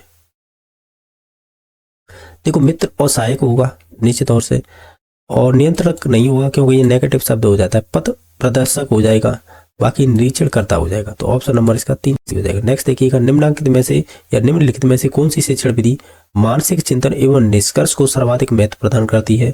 अगर आप सभी ऑप्शनों को ध्यान से देखें तो वो करेगी समस्या समाधान विधि। क्वेश्चन नंबर नेक्स्ट है 145, एडगर डेल के अनुभव शंकु के अनुसार सबसे कम प्रभावशाली शिक्षण सहायक सामग्री कौन सी होगी इसमें से? और देखिएगा, जैसे कोई शब्द है वो सबसे कम प्रभावशाली मानी जाएगी। तो इस प्रकार या शब्द हो या कोई नाम हो किसी चीज का या कोई वस्तु हो, जैसे हम जब अनुभव शंकु पढ़ते हैं तो ऊपर से नीचे की तरफ जाते हैं तो प्रभावशीलता बढ़ती जाती है ऊपर से नीचे, लेकिन नीचे से ऊपर जाते हैं तो प्रभावशीलता घटती जाती है। तो सबसे कम यानी ऊपर की ओर हो गई। तो ऊपर की ओर जैसे अगर आप इन सभी सामग्रियों में देखें कौन सा ऑप्शन हो सकता है, तो वो चीज होगी शाब्दिक प्रतीक, ठीक है। तो ऑप्शन नंबर इसका भी सही हो जाएगा। असुमेलित इसमें से हमें छांटना है। जैसे प्रायोजना विधि है वो जॉन डीवी के द्वारा दी गई थी, ठीक है। खेल विधि हेनरी कोल्डवेल कुक के द्वारा, किंडरगार्टन फ्लोबेल के द्वारा, अनुसंधान विधि H.E. आर्मस्ट्रॉन्ग के द्वारा। देखा जाए तो प्रायोजना विधि है ना, देखा जाए तो किलपैट्रिक का नाम आता है, आपने सुना होगा। तो ये जॉन डीवी से संबंधित नहीं होगी। ये एक्चुअल में जॉन डीवी क्या था, दर्शन शास्त्र से संबंधित था। इसने तो शुरुआत की थी प्रायोजना विधि की, लेकिन इसको प्रवर्तक माना जाता है किलपैट्रिक। तो इस वजह से यही गलत होगा, बाकी ऑप्शन सही थे। अगर क्वेश्चन नंबर आप 148 देखें तो इसमें पूछा गया है, जैसे आपको क्या है कि एक तरफ सूची फर्स्ट और सेकंड दे रखी है, आपको अगर नहीं दिखाई दे रही हो तो मैं बता दूं। जैसे ये कह रहा है, पहला ऑप्शन है कि शिक्षण निर्देशन से पूर्व यह ज्ञात करना कि विद्यार्थी क्या जानता है। तो इसका मतलब होता है कि कहीं ना कहीं हम उसे स्थापन आकलन की बात कर रहे हैं, यानी पहले का तीसरा हो जाएगा। दूसरा है शिक्षण निर्देशन के दौरान है विद्यार्थी क्या सीखा या क्या सीख रहा है। तो कहीं ना कहीं ये ड्यूरिंग की बात होती है, तो कहीं ना कहीं हम रचनात्मक पे जाएंगे, यानी जिसे फॉर्मेटिव बोलते हैं। तीसरा है कि शिक्षण निर्देशन के पश्चात ज्ञान में कह सकते हैं कितना परिवर्तन आया। कहीं ना कहीं हम इसे योगात्मक में ले जाएंगे, यानी जो आपका 1 नंबर पर दे रखा है ना, इससे मिल जाएगा।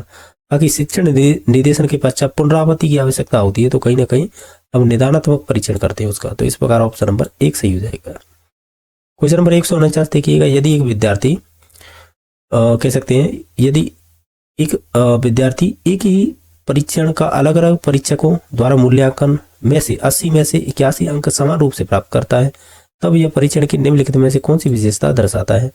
तो कहीं ना कहीं ये वस्तुनिष्ठता दर्शाएगा, तो ऑप्शन नंबर 1 सही हो जाएगा। उपचारात्मक शिक्षण द्वारा क्या होता है, अब ये 4 कथन दे रखे हैं। हम ये कहेंगे कि छात्रों की कमजोरियों का निदान कर उसे दूर करने के शिक्षण करते हैं, किसमें, उपचारात्मक शिक्षण में। तो ऑप्शन नंबर इसका सी सही हो जाएगा। क्वेश्चन नंबर 141 देखिएगा, ये कह रहा है निम्न में से प्रक्षेपी सामग्री नहीं है, यानी जैसे प्रक्षेपित नहीं कर सकते। देखो स्लाइड को कर सकते हैं, एपीडाइस्कोप को भी कर सकते हैं, मैजिक लालटेन को लालटेन बोलते हैं इसे, तो इसे भी कर सकते हैं, लेकिन डॉक्यूमेंट्री को नहीं कर सकते। ऑप्शन नंबर 4 सही हो जाएगा। क्वेश्चन नंबर 142 है, गणित एवं विज्ञान का जैसा वास्तविक जीवन में उपयोग है, उसे क्रियात्मक रूप से सीखने के लिए सर्वाधिक महत्वपूर्ण विधि कौन सी होगी। यानी क्रियात्मक रूप से सीखने के लिए सर्वाधिक महत्वपूर्ण विधि कौन सी होगी, तो वो संबंधित हो जाएगी इसमें से प्रयोगशाला विधि। क्वेश्चन नंबर नेक्स्ट है कि निम्नलिखित में से कौन सा एक मॉरिसन की इकाई उपागम का पद नहीं है इनमें से। तो उनकी जो पद है उनमें से इसमें से अगर देखा जाए तो वो संबंधित नहीं होगा। देखो खोज तो होता है, प्रस्तुतिकरण, आत्मीकरण,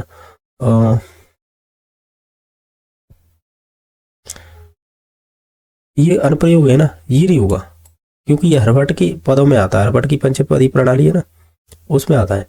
तो इस प्रकार ऑप्शन नंबर डी सही हो जाएगा। नेक्स्ट देखिएगा, क्वेश्चन नंबर है 144, प्रोजेक्ट विधि से कौन सा नियम संबंधित नहीं है। तत्परता होता है, अभ्यास भी हो जाएगा अभ्यास, लेकिन आनुवंशिकता से कोई संबंध नहीं होता। क्वेश्चन नंबर 145 देखिएगा, रेखा गणित के लिए सर्वाधिक उपयुक्त विधि कौन सी होगी। रेखा गणित के लिए हो जाएगी आपकी संश्लेषण। एक बार इसे कन्फर्म कर लेना आप, ठीक है।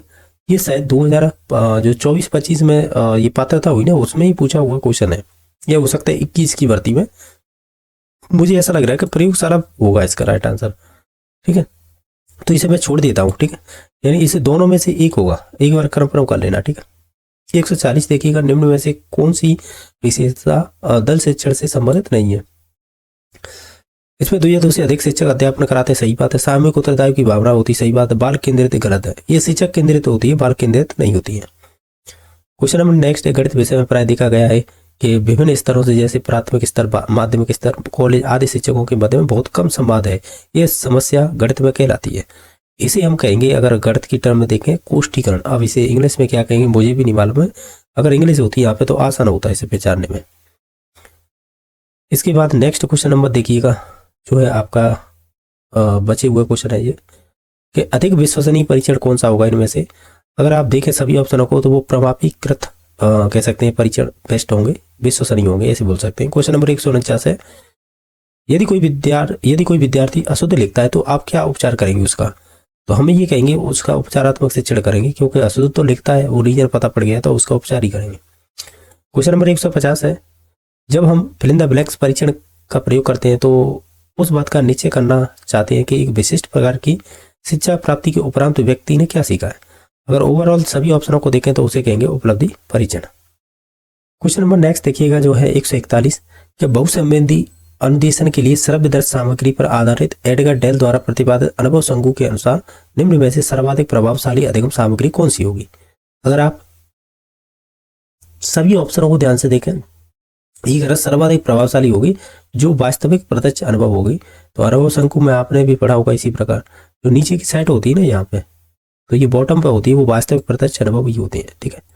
तो ऑप्शन नंबर इसका सी सही हो जाएगा। नेक्स्ट देखिए 142 क्वेश्चन नंबर, इसमें पूछा है कि ब्लूम की पाठ्य योजना उपागम आधारित थी, किस पर आधारित थी।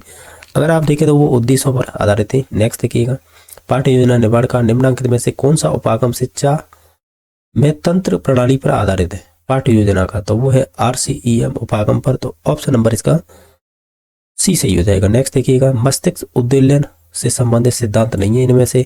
अगर आप सभी ऑप्शनों को पढ़ेंगे तो जैसे विचारों की मात्रा पर ध्यान दिया जाता है और विचारों को जोड़ना, सुधार करना, आलोचना यानी आलोचना को रोकना, लेकिन इसमें से ये नहीं होगा कि असामान्य विचारों को हतोत्साहित करना, ये वाला ऑप्शन नहीं होगा। क्वेश्चन नंबर 145 है, यूरिस्ट विधि के संबंध में गलत कथन बताइएगा। अगर आप सभी ऑप्शनों को ध्यान से देखें तो हम ये कहेंगे कि यूरिस्को का अर्थ है मैं कार्य करता हूँ। यूरिस्को यानी यूरिस्ट विधि के संबंध में गलत है, तो यही गलत हो जाएगा। बाकी इस विधि के प्रवर्तक प्रोफेसर H.E. आर्मस्ट्रांग थे। यूरिस्टिंग शब्द की उत्पत्ति ग्रीक शब्द यूरिस्को से हुई है। छोटे स्तर की कक्षाओं के लिए यह विधि उपयुक्त नहीं है। ओवरऑल जो गलत था C नंबर ऑप्शन हो जाएगा। ये करें निगमन विधि के बारे में सत्य कथन बताइएगा। अगर आप सभी ऑप्शनों को पढ़ेंगे, जैसे यह कक्षा पद्धति के लिए उपयुक्त है, सही बात है। यह विधि उच्च कक्षाओं हेतु उपयुक्त नहीं है, जबकि ये उच्च कक्षाओं के लिए होती है, जबकि आगमन विधि होती है ना, वो निम्न कक्षाओं के लिए होती है। बाकी और ये ऑप्शन देख लेते हैं। इस विधि से बालकों की स्मरण शक्ति का विकास होता है और यह संचित और व्यवहारिक विधि मानी जाती है। इसमें से गलत हो जाएगा B नंबर ऑप्शन। नेक्स्ट देख लेते हैं। क्वेश्चन नंबर देखिएगा 147 से वो कुछ इस प्रकार पूछा है कि निम्न में से कौन सी एक त्रयायामी शिक्षण सहायक सामग्री होगी इसमें से। अगर आप देखें तो इसमें से प्रतिरूप ही हो जाएगा, क्योंकि देखो सैंपल तो होता ही नहीं है, स्लाइड भी नहीं होगी, न कार्टून होता है, तो ऑप्शन नंबर फिर एक ही सही हो जाएगा। फिल इन द ब्लैंक्स में मापन की भूमिका सब सीखी हुई कुशलताओं में निष्पादक का एक संपूर्ण अवलोकन देती है। तो ये किससे संबंधित है? ये हो गई आपकी योगात्मक मूल्यांकन से। क्वेश्चन नंबर 149 है, फिल इन द ब्लैंक्स विधि साधारणतः विशेष प्रकार से सीखने, व्यक्तित्व या आचरण संबंधी जटिलताओं का अध्ययन करने व उनके अनुरूप शिक्षण विधियों का प्रयोग करने के लिए काम में लाई जाती है। वो संबंधित हो जाएगी आपकी उपचारात्मक। ये कह रहा है कि ऐसे व्यक्तिगत अभिलेख जिनमें विद्यार्थी के बारे में कई वर्ष तक सूचनाएं एकत्रित की जाती है, उसे क्या कहते हैं? उसे संचित अभिलेख कहते हैं। तो ऑप्शन नंबर C सही हो जाए। इसमें निम्न में से कौन सी एक है प्रत्यक्ष या क्रिया प्रदान शिक्षक सहायक सामग्री होगी? तो वो होगा प्रदर्शन। ऑप्शन नंबर 1 सही हो जाएगा। क्वेश्चन नंबर 142 है, शिक्षक सहायक सामग्री में प्रयोग सिद्धांत नहीं है। अगर आप इन सभी ऑप्शनों को ध्यान से देखें तो प्रेरणा का होगा, चयन का हो जाएगा, अनुक्रिया का, लेकिन व्यापकता का नहीं होगा, तो ऑप्शन नंबर E सही हो जाएगा। क्वेश्चन नंबर 143 है, पार्टी योजना की पंचपदी प्रणाली किसके द्वारा प्रतिपादित की गई है? ये की गई है आपके जॉन फ्रेडरिक हर्बर्ट के द्वारा। ऑप्शन नंबर D सही हो जाएगा। निम्न में से कौन सा युग्म असंगत है? अगर आप देखें इन सभी ऑप्शनों में से तो कौन सा असंगत है? जैसे संज्ञानात्मक रचनावाद जीन पियाजे सही है, सामाजिक रचनावाद सब वाइगोस्की सही है, मौलिक रचनावाद ये वॉन ग्लेसरफेल्ड ये भी सही है, तो इनमें से कोई नहीं गलत होगा। क्वेश्चन नंबर 145 है कि अनुसंधान विधि के संबंध में गलत बताइएगा। ये खर्चीली है, ये बात बिल्कुल सही है, और ये प्राथमिक स्तर की कक्षाओं हेतु उपयुक्त नहीं है, ऐसा कहना गलत है, यही राइट आंसर हो जाएगा। यह विधि सफलता बहुत अधिक शिक्षक पर निर्भर करती है, ये भी बात सही है। इस विधि में शिक्षक एक निर्देशक कार्य के रूप में सहयोगी, यानी निर्देशक और कार्य में सहयोगी तथा विद्यार्थी का मित्र होता है।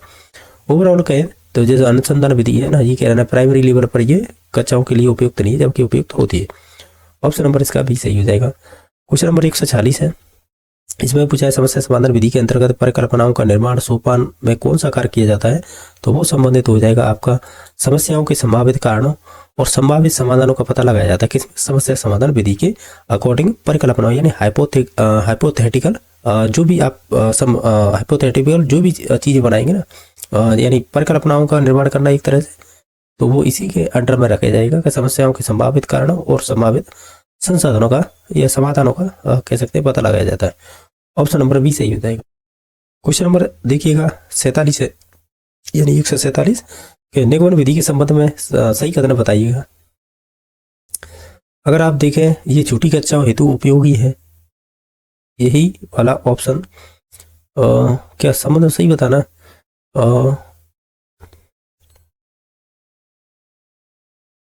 तो ऐसा करते हैं, क्या करते हैं, देखो पहले पढ़ के देख लेते हैं सभी को। अध्ययन अध्यापन प्रक्रिया रुचिकर होती है, तो इसमें रुचिकर नहीं होती, रटाया जाता है, तो ये नहीं होगी। आगमन में होता है वो तो रुचिकर था। शिक्षार्थी मुख्य श्रोता होता है, ये बस सही है। बच्चा मतलब मुख्य श्रोता का मतलब इनएक्टिव होता है, इसमें टीचर एक्टिव होता है। बाकी मौलिक रचनात्मक कार्य पर बल दिया जाता है, ये आपके आगमन में दिया जाता है, इसमें नहीं दिया जाता। छोटी कक्षाओं हेतु उपयोगी वो आगमन विधि है, ये उच्च कक्षाओं के लिए होती है, ठीक है। तो इस प्रकार ऑप्शन नंबर इसका B सही है, बाकी सभी गलत है। क्वेश्चन नंबर 148 है, मूल्यांकन की मात्रात्मक तकनीक नहीं है इसमें। अगर ओवरऑल देखें तो वो हो जाएगी साक्षात्कार। ऑप्शन नंबर इसका D सही हो जाएगा। क्वेश्चन नंबर देखिए का नेक्स्ट है 141। इसमें पूछा है कि प्रायोजना पद्धति में बालक सीखता है, कैसे सीखता है? हम ये कहेंगे शारीरिक व मानसिक क्रियाओं के थ्रू सीखता है, तो ऑप्शन नंबर बी सही हो जाएगा। क्वेश्चन नंबर 142 है कि एडगर डेल के अनुभव शंकु में शीर्ष के आधार की ओर जाने पर, यानी शीर्ष से आधार की ओर, यानी ऊपर से नीचे जाने पर, यानी ऊपर से नीचे जाने पर निम्न में से कौन सा एक शिक्षक सूत्र सिद्धांत नहीं है? अच्छा, यानी एक्चुअली में क्या है कि आप है ऐसे कह सकते हैं कि आप ऊपर से नीचे आ रहे हैं, तो बताइए इनमें से कौन सा सिद्धांत नहीं है? अच्छा क्वेश्चन है ये, बहुत ही गहराई से पूछा हुआ क्वेश्चन है। ये हो जाएगा विशिष्ट से सामान्य, ठीक है, ये वाला नहीं होगा। समझ रहे हो ना? इसका ऑप्शन नंबर बी सही हो जाएगा। और बाकी है जैसे ये तो संबंधित नहीं है, बाकी ये हो जाएगा जैसे ऊपर से हम नीचे आते हैं, अमूर्त से मूर्त की ओर आते हैं, या कह सकते हैं जटिल से सरल की ओर आते हैं, या सूक्ष्म से स्थूल की ओर आते हैं, लेकिन विशिष्ट से सामान्य की ओर नहीं आते हैं, तो ये वाला नहीं होगा। ऐसे कह सकते हैं कि नीचे से ऊपर जाते हैं तो हम विशिष्ट से सामान्य की ओर जाते हैं, तब ये सही होता। लेकिन फिर भी आप इसे ध्यान रखना, ये अच्छा क्वेश्चन है, ऑप्शन नंबर इसका बी सही हो जाएगा। क्वेश्चन नंबर नेक्स्ट देख लेते हैं कि बहुसंवेदी शिक्षण सहायक सामग्री के संदर्भ में चुंबकीय बोर्ड किस कार्य के लिए या किस कार्य में प्रयुक्त किए जाते हैं? अगर आप इनमें से देखें तो आसानी से जान सकते थे कि ये कहीं ना कहीं चुंबकीय सामग्री से लगी हुई दृश्य सामग्री को प्रदर्शित करने में किया जाता है। मॉरिसन की इकाई योजना के कौन से पद में एक शिक्षक द्वारा विद्यार्थी के पूर्व ज्ञान का पता लगाया जाता है? तो वो आपके ये तो प्रश्न उसमें क्या बोलते हैं, अन्वेषण के थ्रू पता लगाया जाता है, तो ऑप्शन नंबर 1 सही हो जाएगा। नेक्स्ट देखिए, निम्न में से कौन सी शिक्षण विधि है जिसमें शिक्षण अधिगम प्रक्रिया को देखा नहीं जा सकता, केवल अनुभव किया जा सकता है? तो वो हो जाएगी आपकी परिवेक्षित अध्ययन विधि। नेक्स्ट देखिएगा कि निम्नलिखित में से कौन सा सिद्धांत प्रयोगशाला विधि से संबंधित नहीं है? अगर आप सभी ऑप्शनों को ध्यान से देखें, जैसे स्थूल से सूक्ष्म की ओर जाते हैं, ये बात तो सही है, ज्ञात से अज्ञात की ओर जाते हैं, करो और देखो पर डिपेंड होती है, लेकिन हम निश्चित से अनिश्चित की ओर जाते हैं, ना कि अनिश्चित से निश्चित की ओर। समझ रहे हो? तो ऑप्शन नंबर इसका ये वाला कह सकते हैं सूत्र नहीं होगा, बाकी सभी संबंधित थे। क्वेश्चन नंबर नेक्स्ट देखिएगा जो है 147 नंबर, बच्चों में गणित के प्रति डर या भय का कारण क्या होता है? अगर आप इन सभी ऑप्शनों को देखें तो हम ये कहेंगे सभी रीजन होंगे ये, चाहे तो वो गणित की संचयी प्रकृति से संबंधित हो, या प्रतीकात्मक भाषा का प्रभुत्व हो, या भारतीय शिक्षा में संरचनात्मक समस्या हो, ये सभी रीजन दे रखे हैं, तो ऑप्शन नंबर 4 हो जाएगा। क्वेश्चन नंबर 148 है, मूल्यांकन का सर्वश्रेष्ठ घनिष्ठ संबंध कौन सा होगा? वो होगा शिक्षण के उद्देश्य। 149 नंबर क्वेश्चन है, निम्न में से मूल्यांकन की कौन सी तकनीक गुणात्मक नहीं है? अगर देखें इनमें से कौन सी नहीं है गुणात्मक, तो देखो ये हो जाएगी प्रायोगिक परीक्षण है, ये नहीं होगी। बाकी समाज में संचयी अभिलेख और प्रश्नावली ये सभी संबंधित होती है। और क्वेश्चन नंबर लास्ट है, यानी 150 नंबर, निदान का महत्व नगण्य है यदि, यानी जो निदान का अगर महत्व नगण्य है यदि कब है? जब हम उसके अनुसार बच्चों का उपचार नहीं किया जाता, तो ऑप्शन नंबर 1 सही हो जाएगा। क्वेश्चन नंबर नेक्स्ट देखिएगा जो 141 है, निम्न कह सकते हैं कौन सा सुमेलित नहीं है, ऐसा पूछा है ये क्वेश्चन। अगर आप सभी ऑप्शनों को पढ़ेंगे, जैसे प्रोजेक्ट सामाजिक वातावरण में पूर्ण संलग्न से किया जाने वाला एक उद्देश्यपूर्ण कार्य है, ये किलपैट्रिक का कथन है, ये सही है। प्रोजेक्ट एक समस्यात्मक कार्य है, ये बेलार्ड का संबंधित नहीं होगा, ठीक है, तो यही राइट आंसर होगा। बाकी ये प्रोजेक्ट कार्य की एक इकाई कह सकते हैं जिसमें छात्रों को कार्य करने की योजना और संपन्नता के लिए तय मानी जाती है, ये पार करने का आता है, ये सही है। वास्तविक जीवन जैसी परिस्थितियों पूरा किए जाने वाले बालकों द्वारा आयोजित उद्देश्य युक्त कार्य प्रायोजना कहलाता है, ये बिनिंग की डेफिनेशन है। तो इसमें से डेफिनेशन ये प्रोजेक्ट एक समस्यात्मक कार्य है ना, ये वाला बेलार्ड के द्वारा कथन नहीं कहा गया है, तो इस वजह से ऑप्शन नंबर बी सही हो जाएगा।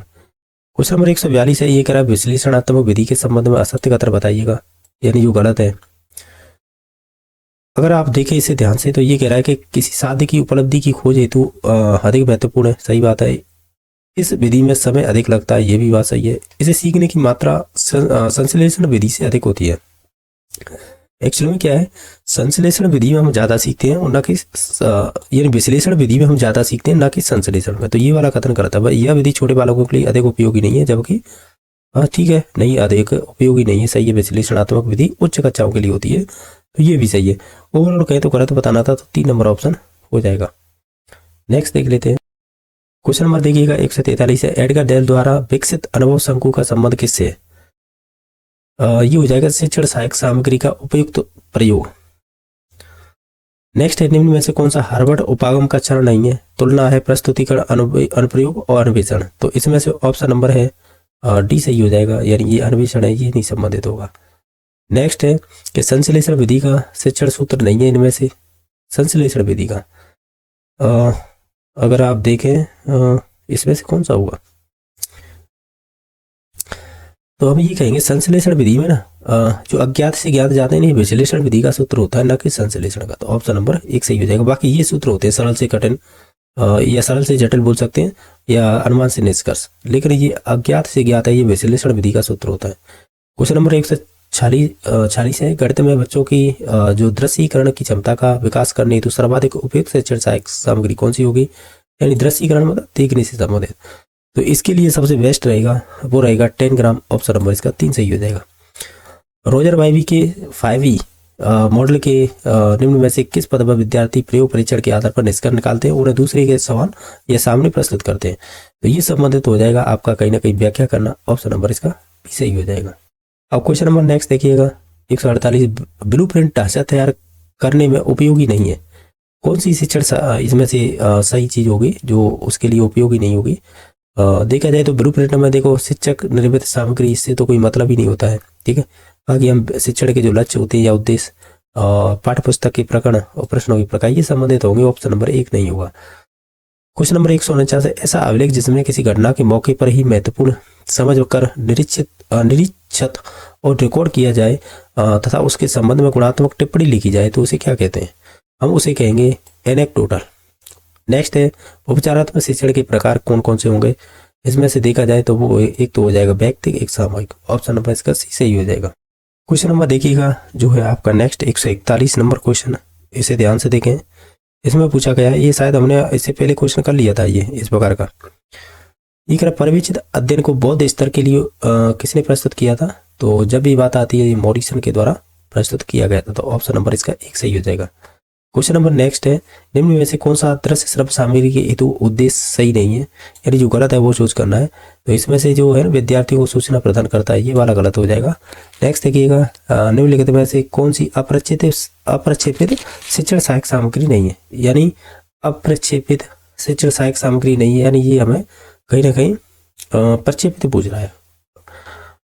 अगर 1 सेकंड रुकिएगा, कि ये कह रहा है कि कौन सी अप्रक्षेपित यानी नॉन प्रोजेक्शन सामग्री नहीं है, तो इसमें से हो जाएगी चलचित्र।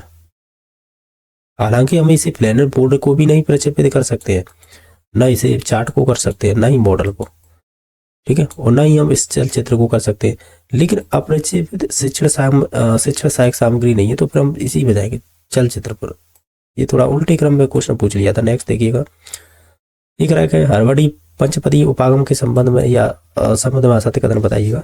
अगर आप देखें तो हम ये कहेंगे यह शिक्षक को अधिक स्वतंत्रता नहीं देती है, हो सकता है ये। बाकी यह मनोवैज्ञानिक सिद्धांतों पर आधारित है, और भी इसमें अधिगम की अपेक्षा शिक्षण पर अधिक बल दिया जाता है। यह विधि स्मृति के स्तर के शिक्षण से संबंधित है।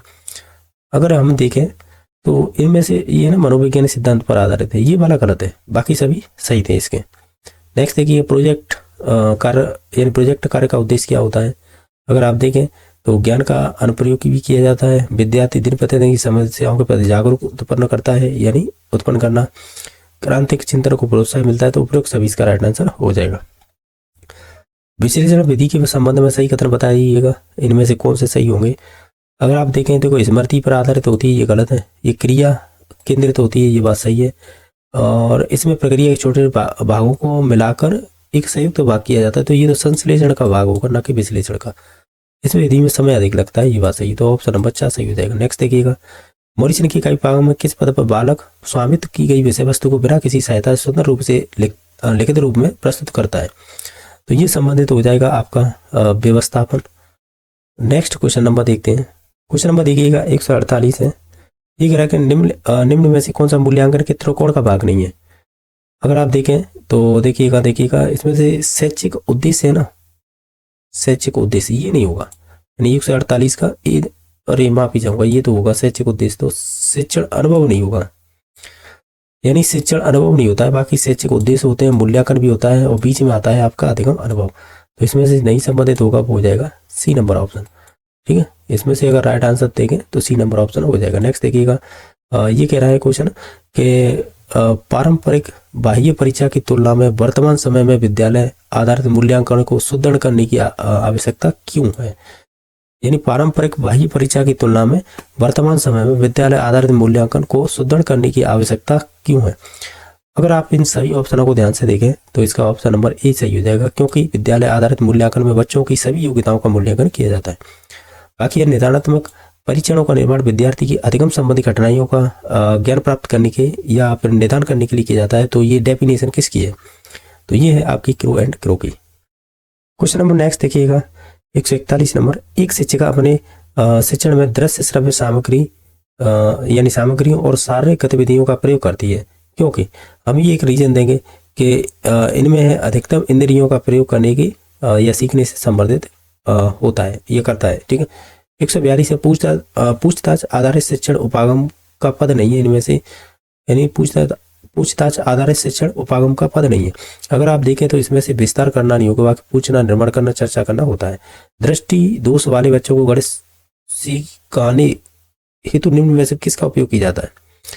दृष्टि बाधित के लिए हम अगर आप इन सभी ऑप्शनों को ध्यान से देखें तो हम टेलर फ्रेम का उपयोग करते हैं। नेक्स्ट देखिए, असुमेलित को पहचानिएगा, रेखीय अभिक्रम BF स्किनर, और साकीय नॉर्मन एवं क्राउडर। ठीक है, और मैथमेटिक्स ये हो जाएगा गिलबर्ट, सही है। कंप्यूटर से अनुदेशन, यही वाला गलत हो जाएगा शायद, कंप्यूटर से अनुदेशन ये रॉबर्ट मेयर से संबंधित नहीं है। बाकी नेक्स्ट देख लेते हैं। क्वेश्चन नंबर नेक्स्ट देखिएगा जो है 145, इसमें पूछा है कि निम्नलिखित में से कौन सा मस्तिष्क उद्दीलन का सोपान नहीं है। अगर आप देखें परिकल्पना का निर्माण करना नहीं होगा। ठीक है, 140 मॉरिसन का इकाई योजना उपागम निम्न में से किस पर आधारित है, तो वो गेस्टोल्टवादियों पर आधारित है। ऑप्शन नंबर 1 सही हो जाएगा। आगमन विधि का शिक्षण सूत्र नहीं, उदाहरण से नियम होता है। ये है ना, सामान्य से विशिष्ट नहीं होता, विशिष्ट से सामान्य की ओर होता है। तो ऑप्शन नंबर बी सही हो जाएगा। जिस उद्देश्य के लिए परीक्षा तैयार किया जाता है अगर उसकी पूर्ति होती है तो उसे वैध परीक्षण कहते हैं। ऑप्शन नंबर 1 सही हो जाएगा। निदानात्मक परीक्षण व उपचारात्मक शिक्षण साथ साथ चलने वाली प्रक्रिया चलने वाली एक क्या है ये,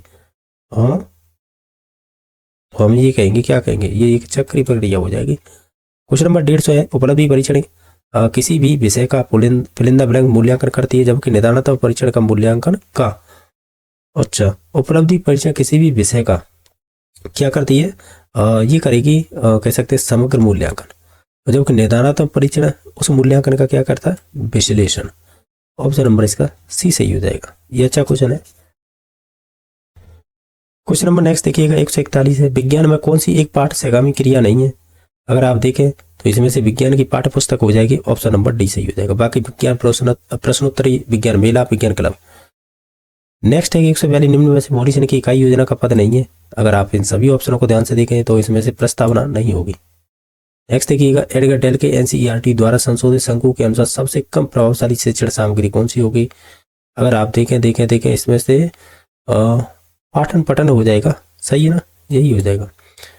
अब नेक्स्ट क्वेश्चन देख लेते हैं। ये कह रहा है असंगत का चुनाव कीजिएगा। अगर आप देखें ध्यान से, जैसे कि योजना उपागम में वो किलपैट के द्वारा दिया गया था, RCEM है वो प्रोफेसर RH दवे के द्वारा, और खोज उपागम में जैन और ब्रूनर, लेकिन मूल्यांकन उपागम में जॉन DB के द्वारा नहीं दिया गया था। रेखीय अभिक्रम अन्वेषण का अंतिम पद क्या होता है, इसका अंतिम पद होता है परीक्षण पद होता है। 140 नंबर क्वेश्चन है, ऐसी शिक्षण विधि जिसमें स्थूल वस्तुओं, सूक्ष्म विचारों तथा उदाहरणों की सहायता से नियम बनाए जाते हैं, बताइए वो कौन सी विधि है। अगर आप देखें तो इसे प्रयोगशाला विधि कहते हैं। सकमेन का परीक्षा मॉडल है, निम्न में से किस अधिगम पर आधारित होता है, ये संबंधित होता है आपके आगमनात्मक कह सकते हैं अधिगम पर आधारित होता है। नेक्स्ट क्वेश्चन देखते हैं। एक अच्छी मूल्यांकन की विशेषता नहीं है इसमें से, तो इसमें से आत्मनिष्ठता नहीं होगी। चिकित्सात्मक शिक्षण का तात्पर्य क्या होता है, ये उपचार से संबंधित होती है। ऑप्शन नंबर 1 सही हो जाएगा। नेक्स्ट है कि वस्तुनिष्ठ प्रश्नों की उपयोगिता का प्रमुख कारण क्या होता है? हम कहें रटाई से मुक्ति मिलती है, सॉरी निष्पक्षता मूल्य का होगा, ऑप्शन नंबर इसका सी सही होगा। वायती के अनुसार निदानात्मक परीक्षण क्या होता है? हम ये कहते हैं निदानात्मक मतलब कमियों को जानना, लेकिन अगर ये भी ना होगा तो फिर हम ऑप्शनों के आधार पर जाएंगे, अगर डायरेक्टली ये नहीं दे रखा है तो ये कह उपलब्धि का समग्र मूल्यांकन करता है, ये गलत है क्योंकि ये तो रीजन जाने जाते हैं बच्चा क्यों नहीं सीख पा रहा है। ये कह मूल्यांकन का विश्लेषण करता है, बाकी छात्रों की उपलब्धि बताता, उपलब्धि नहीं बताता, कमियों को जानता है। ये तो छात्र की भाषा का दोष खोजता है, हाँ ये सही हो सकता है भाषा का दोषों को खोजना, लेकिन अगर आप ऑप्शनों को ध्यान से देखें ना तो मूल्यांकन का विश्लेषण करता है, ये भी हो सकता है छात्र की भाषा का दोष खोजता है। ये लॉजिक ये नहीं होगा, हम रीजन जानते हैं छात्र की भाषा का दोष खोजता है, तो ये कारण नहीं है, इस वजह से नहीं जाएंगे। अगर आप निदानात्मक परीक्षण देखेंगे ना उसमें बच्चा क्यों नहीं सीख पा रहा है उनके रीजन जाने जाते हैं, तो इससे ये कह रहा है कि छात्र की भाषा का दोष खोजता है, तो ये नहीं होगा, तो फिर हम इसमें ही जाएंगे। मूल्यांकन का विश्लेषण करता है। क्वेश्चन नंबर 122 है निदानात्मक परीक्षण के प्रकार होंगे, अगर आप ऑप्शनों के आधार पर चले तो ये हो जाएंगे व्यक्तिक और सामूहिक। कौन से निदानात्मक परीक्षण होंगे, कैसे होंगे? व्यक्तिक होंगे और आपके सामूहिक होंगे, तो ऑप्शन नंबर 4 पे जा सकते हैं। अब नेक्स्ट देखिएगा जो है 123 नंबर क्वेश्चन कि निदानात्मक परीक्षण का कार्य क्या होता है? हम ये जानते हैं, क्या जानते हैं कि ये अधिगम की कठिनाइयों का पता करता है, तो ऑप्शन नंबर 1 सही हो जाएगा। बाकी नेक्स्ट देखिए उपचारात्मक शिक्षण बुरी आदतें पढ़ने और अच्छी आदतें नहीं होने पर प्रदान किया जाता है, तो उक्त कथन किसका है? ये कथन है संबंधित हो जाएगा आपके गोलीन, मायर्स और बिलोयर का। नेक्स्ट देखिए उपचारात्मक शिक्षण की सफलता मुख्यतः निर्भर करती है। एक्चुअल में क्या है कि उपचारात्मक शिक्षण है ये होगा निदानात्मक परीक्षण के बाद ही, ठीक है। जैसे बच्चों की समाज और सांस्कृतिक पृष्ठभूमि पर निर्भर करता है, इससे तो कोई लॉजिक नहीं है। बच्चों की भाषागत त्रुटियों की सूची बनाने में इसका भी कोई लॉजिक नहीं है। समस्याओं की पहचान करने में तो समस्या के रीजन जाने जाते हैं, तो ये तो निदानात्मक से संबंधित हो जाएगा। बाकी समस्या के कारणों की सही से पहचान करना यही हो जाएगा। हालांकि देखो ये निदानात्मक दोनों से लग रहे होंगे, जैसे ये कह रहा है समस्याओं की पहचान करना और समस्या के कारणों को जानना, सही तो सटीक यही होता है निदानात्मक कि हम रीजन ढूंढते हैं बच्चों के क्यों नहीं सीख पा रहे, तो ये जो हो जाएंगे उसके बाद ही तो हम उपचारात्मक शिक्षण करेंगे। तभी तो कह रहा था कि सफलता मुख्यतः निर्भर करती है, वो निदानात्मक परीक्षण के बाद निर्भर करेगी क्या? उपचारात्मक शिक्षण पहले निदानात्मक होगा फिर उसके बाद है उपचारात्मक होगा, तो ऑप्शन नंबर सही हो जाएगा। नेक्स्ट देखिएगा उपचारात्मक शिक्षण के अंतर्गत नहीं किया जा सकता है, क्या नहीं किया जाता है? व्यक्तिगत भिन्नता है, आधार पर छोटे छोटे समूह बनाना, ये तो हम बना सकते हैं, ठीक है। बाकी है रोचक शिक्षण सामग्री का प्रयोग कर सकते हैं, अतिरिक्त कक्षाओं का आयोजन कर सकते हैं, लेकिन आयु के आधार पर छोटे समूह बनाना ये कोई लॉजिक नहीं होता है उपचारात्मक शिक्षण के अंतर्गत, तो ऑप्शन नंबर इसका 4 सही हो जाएगा। उपचारात्मक शिक्षण में अभ्यास मालाओं के निर्माण का सिद्धांत नहीं है, हालांकि ये ऐसा क्वेश्चन हम शायद कर चुके हैं, ठीक है। यानी ये है ना अभ्यास मालाएं स्थिर होती हैं, ये बड़ा गलत हो जाएगा। बाकी अभ्यास मालाओं का निर्माण शिक्षण सूत्रों के अनुरूप होता है, प्रत्येक त्रुटियों के आधार पर अलग अलग अभ्यास मालाएं बनाई जाती हैं। अभ्यास मालाओं के निर्माण में पूर्व त्रुटियों का विश्लेषण किया जाता है, ये तीनों सही थे, गलत हो जाएगा 1 नंबर। चिकित्सकीय परीक्षण का कहा जाता है, किसे कहा जाता है? तो ये कहा जाता है, शायद ये 2016 में रीट में पूछा है, ठीक है, तो उपचारात्मक शिक्षण को कहते हैं, तो ऑप्शन नंबर 1 सही हो जाएगा। शैक्षिक निदान की प्रक्रिया के अंतर्गत नहीं आता है, अगर आप ऑप्शनों को ध्यान से देखें तो वो आएगा शैक्षिक निदान प्रक्रिया के अंतर्गत नहीं आता है। छात्रों का चयन आ सकता है, शिक्षण विधियों का चयन ये नहीं आएगा। बाकी विषय वस्तु के विशेष क्षेत्र का चयन कर सकते हैं, कठिनाई स्थलों का अन्वेषण कर सकते हैं, तो ऑप्शन नंबर इसका 2 सही हो जाएगा। गणित में नैदानिक परीक्षण का उद्देश्य नहीं है, अगर आप सभी ऑप्शनों को ध्यान से देखें हम ये कहेंगे कि प्रगति रिपोर्ट तैयार करना ये नैदानिक का कार्य नहीं होता है परीक्षण का, समझ रहे हो ना। इसमें होगा जैसे गणित की अवधारणा को समझने में जहाँ पर कठिनाई आ रही है तो उनको दूर करना, ये नैदानिक हो जाएगा, ठीक है। बच्चों की समस्या में अंतर जानना और बच्चों की उपचारात्मक शिक्षण करना, तो ये सभी संबंधित है, लेकिन 3 नंबर ऑप्शन नहीं होगा। सिम्पसन व योकम के अनुसार निम्न में किस विषय पर उपचारात्मक शिक्षण की आवश्यकता नहीं होती है? तो वो विज्ञान की नहीं होती, ये इन्हीं के अनुसार है, हालांकि जरूरत सभी की होती है, लेकिन ये इनकी डेफिनेशन में दे रखा है और ये ऐसा बताते हैं, तो इस वजह से ऑप्शन नंबर 3 सही हो जाएगा। निदानात्मक परीक्षण किया जा सकता है, सभी का किया जा सकता है, चाहे मंद बुद्धि वाला हो, मध्यम बुद्धि वाले हो या प्रतिभाशाली, सभी का निदानात्मक परीक्षण किया जा सकता है। नेक्स्ट देखिएगा ये अवसर का लाभ उठाना, अब यहाँ से आगे हिंदी के जो 5 क्वेश्चन आते हैं वो देखिएगा। अवसर का लाभ उठाना उपयुक्त होगा इसके लिए, तो बहती गंगा में हाथ धोना सही हो जाएगा ना।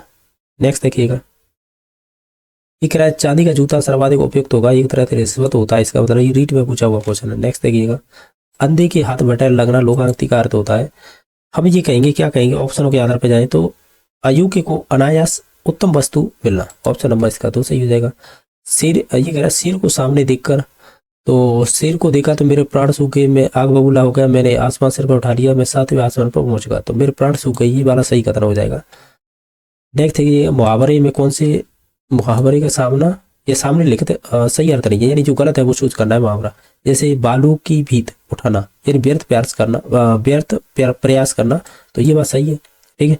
नेक्स्ट देखिएगा, ये कह रहा है बगले झांकना मतलब जवाब ना दे पाना, और राग बिगड़ना मतलब स्वर बेसुरा होना, और लास्ट है कि लहू का घूंट पीना मतलब क्रोध को दबाना।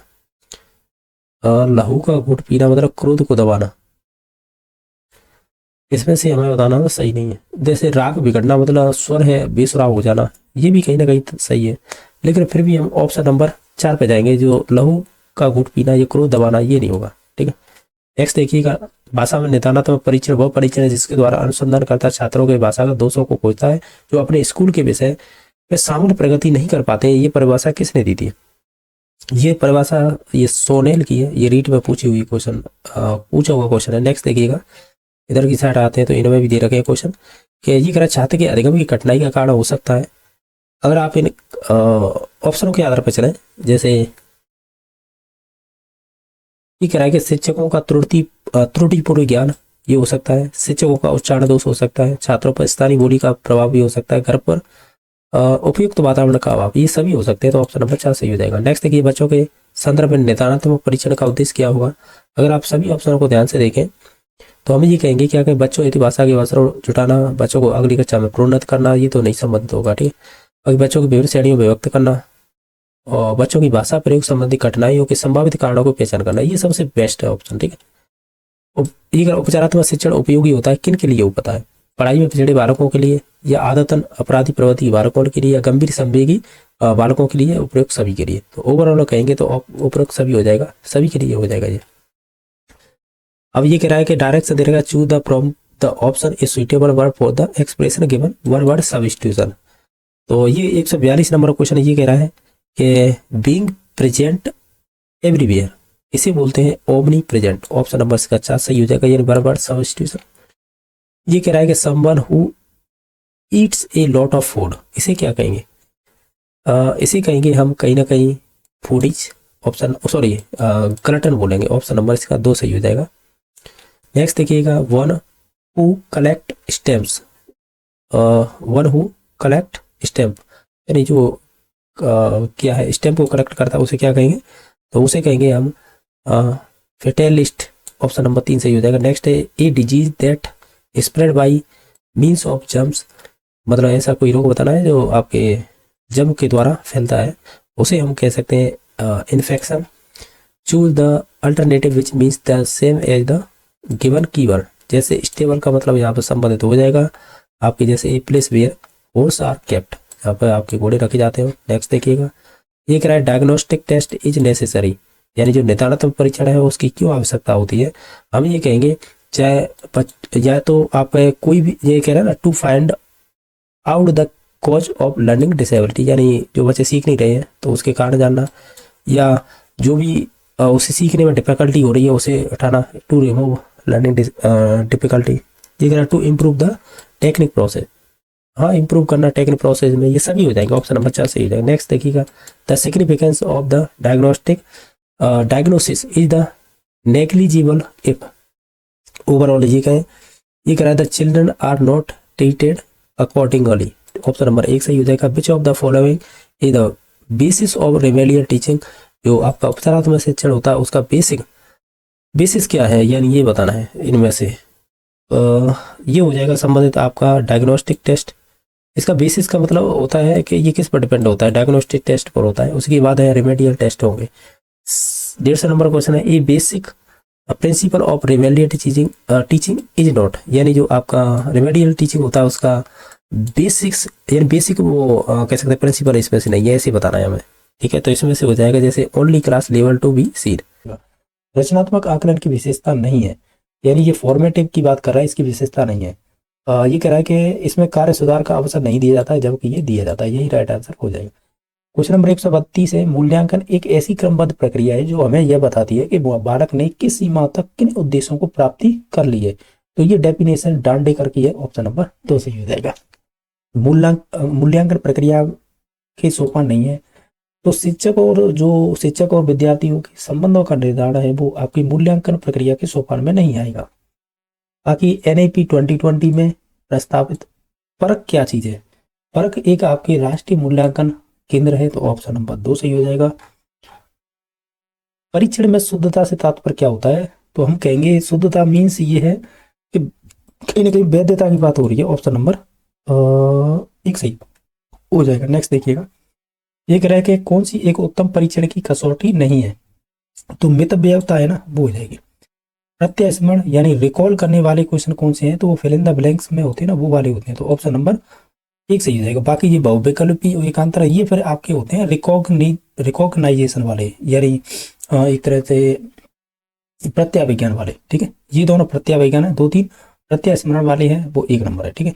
इन्हें इंग्लिश में कहेंगे रिकॉल, तो 1 नंबर ऑप्शन सही है। एक होते हैं रिकॉग्नाइजेशन वाले, तो ये 2 और 3 उसके राइट आंसर होते हैं। वस्तुनिष्ठ परीक्षा का दोष क्या होता है?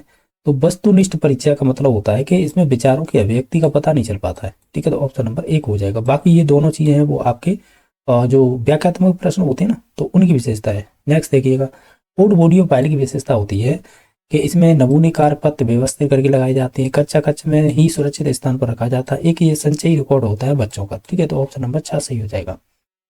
परीक्षण के स्वरूप निर्माण में किया जाता है, यानी परीक्षण के स्वरूप निर्माण में किस किस का उपयोग किया जाता है?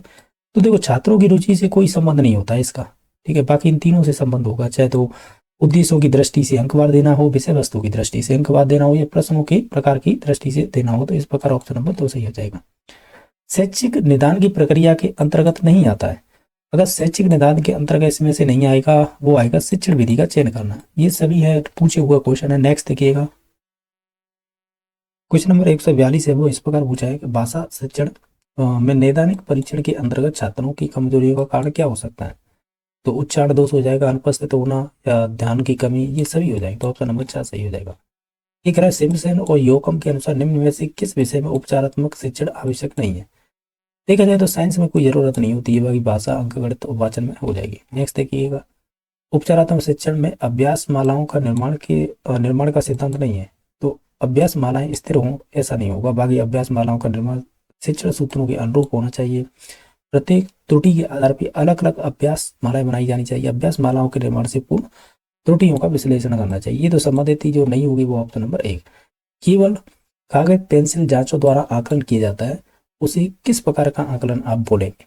अगर आप ऑप्शनों को देखें तो हम कहेंगे आकलन सीमित कर देता है कि कौन सा केवल कागज पेंसिल जांच करता है, वो वाला।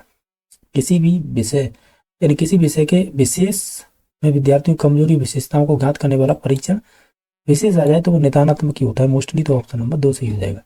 क्वेश्चन नंबर 147, जब हम फिल इन द ब्लैंक्स के परीक्षण का प्रयोग करते हैं उस बात का निश्चित करना चाहते हैं कि एक विशिष्ट प्रकार की शिक्षा प्राप्ति के उपरांत ही व्यक्ति ने क्या सीखा, तो कहीं ना कहीं उपलब्धि की बात हो रही है, ठीक है, तो ऑप्शन नंबर इसका 2 सही हो जाएगा। नेक्स्ट देखिएगा, क्षेत्रमिति की बात हो और योगात्मक आकलन की बात हो किसके द्वारा किया जाता है, ऐसा पूछा जाए तो पेपर पेंसिल परीक्षा हो जाएगी, ऑप्शन नंबर 1 सही हो जाएगा। क्वेश्चन नंबर 149, मूल्यांकन प्रक्रिया में केवल बच्चों की क्षमता का मूल्यांकन नहीं होता है बल्कि शिक्षक की प्रक्रिया का मूल्यांकन भी होता है, ये स्टेटमेंट पूर्णतः सही दो, यानी पूर्णतः सही है, ऑप्शन नंबर 1 सही हो जाएगा। बाह्य मूल्यांकन का गुण क्या होता है, हम ये कहेंगे निष्पक्ष मूल्यांकन। एक रहे राष्ट्रीय पाठ्यक्रम की रूपरेखा 2005 सुझाव देती है, जैसे NCF 2005 बोलते हैं हम, तो ये सुझाव ये देती है कि लोक प्रशासन शब्द की बजाय नागरिक शासन शब्द का उपयोग किया जाए। किसमें? SST की बात हो रही है, ये ध्यान रखना, उसी की टीचिंग मेथड पूछी जा रही है ये। नेक्स्ट है, भारत में सामाजिक अध्ययन विषय का प्रतिपादन किसने किया था, तो ये मोदाली आयोग है ना, जिसने माध्यमिक शिक्षा बोर्ड बनाया था, जिसे BSER बोर्ड कहते हैं, वो वही है ये।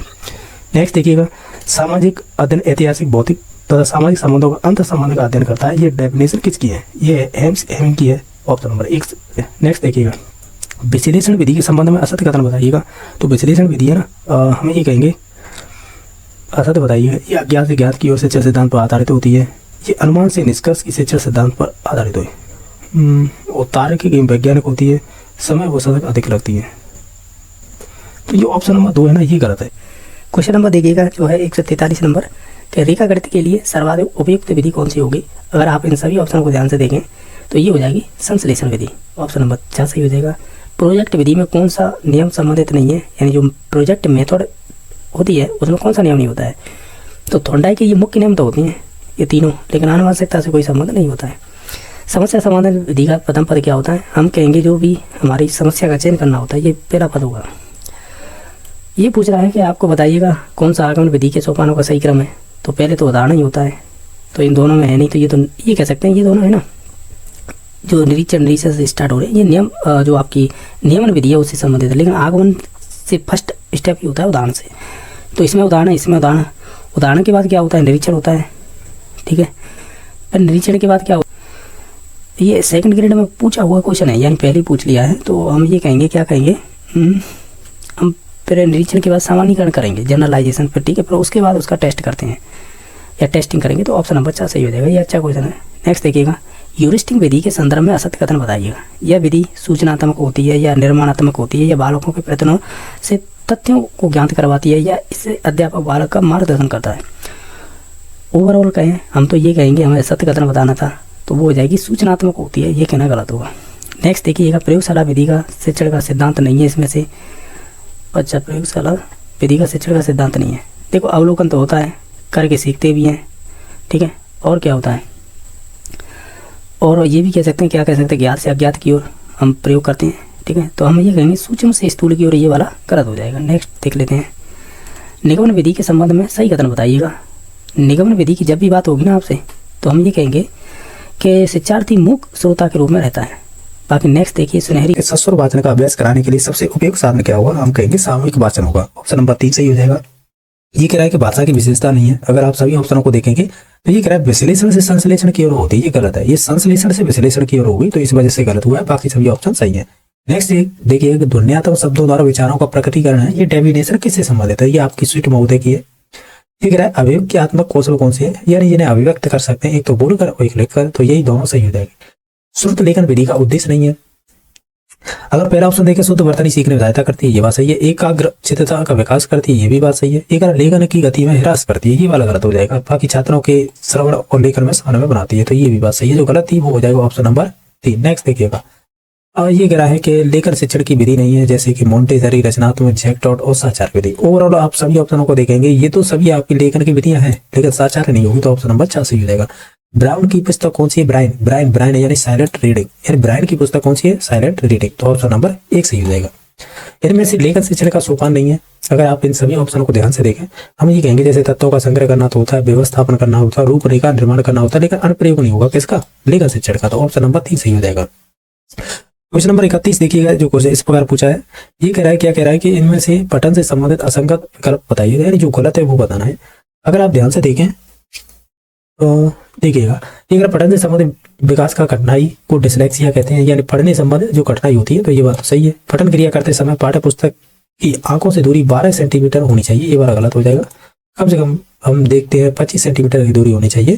बाकी 45 कोण बनाते हैं, ठीक है, ये हो सकता है शायद, ठीक है। बाकी ये बाएं हाथ में पाठ्य पुस्तक होनी चाहिए, चलो ये मान लेते हैं, लेकिन ये वाला गलत था दोनों में। नेक्स्ट देखिएगा, किस विधि में शब्द, स्वर, फिर व्यंजन, तत्पश्चात मात्राओं का, फिर शब्दों का पढ़ाना यानी पढ़ाना सिखाया जाता है, ये किस विधि के अंतर्गत आता है? तो ये सभी आता है आपकी वर्ण विधि में, तो ऑप्शन नंबर इसका 3 सही हो जाएगा। नेक्स्ट देखिएगा, क्वेश्चन नंबर है, ये पूछ रहा है कि कौन सी इसमें से विशेषता है वो उपागम की है। तो इसमें देखो, छात्रों के सब जो भी छात्रों के शब्द भंडार है उसमें वृद्धि होती है, सही बात है। उपागम में वाक्य संरचना के ऊपर बल दिया जाता है। उपागम चलिए, इस उपागम से बालकों की मौखिक अभिव्यक्ति सशक्त होती है। तो आप तो ये बताइए किससे संबंधित बात हो रही है? ये संरचनात्मक उपागम से बात हो रही है, तो ऑप्शन नंबर 4 सही हो जाएगा। क्वेश्चन नंबर आपका नेक्स्ट है, ये कह रहा है कि समस्या समाधान की किसी कठिनाई या जटिलता का एक पूर्ण संतोषजनक हल प्राप्त करने के उद्देश्य किया गया नियोजित कार्य, और इसमें मात्र तत्वों का संग्रह करना या किसी अधिकृत विद्वान कह सकते हैं कि विचारों की तर्क रहित स्वीकृति निहित नहीं है, वर्ण ये एक विचारशील चिंतन की प्रक्रिया है। ये डेफिनेशन किसकी, यानी डेफिनेशन किसकी है? ये थॉमस एम रिस्क की, ऑप्शन नंबर 2 सही हो जाएगा। इसमें से असंगत बताना था, यानी गलत। साकी है, नॉर्मली क्राउडर से संबंधित है। अवरोही अभिक्रमित अनुदेशन है, ये आपके क्रिवर्ट से संबंधित है। रेखीय अभिक्रमित अनुदेशन है, ये थॉर्नडाइक से नहीं होगा। बीएफ स्किनर से संबंधित है, इस वजह से ये गलत है। बाकी कंप्यूटर से अनुदेशन लॉरेंस स्टूलर से संबंधित है। ये कह रहा है ग्लोबरियन उपागम का प्रतिपादन किसने किया था?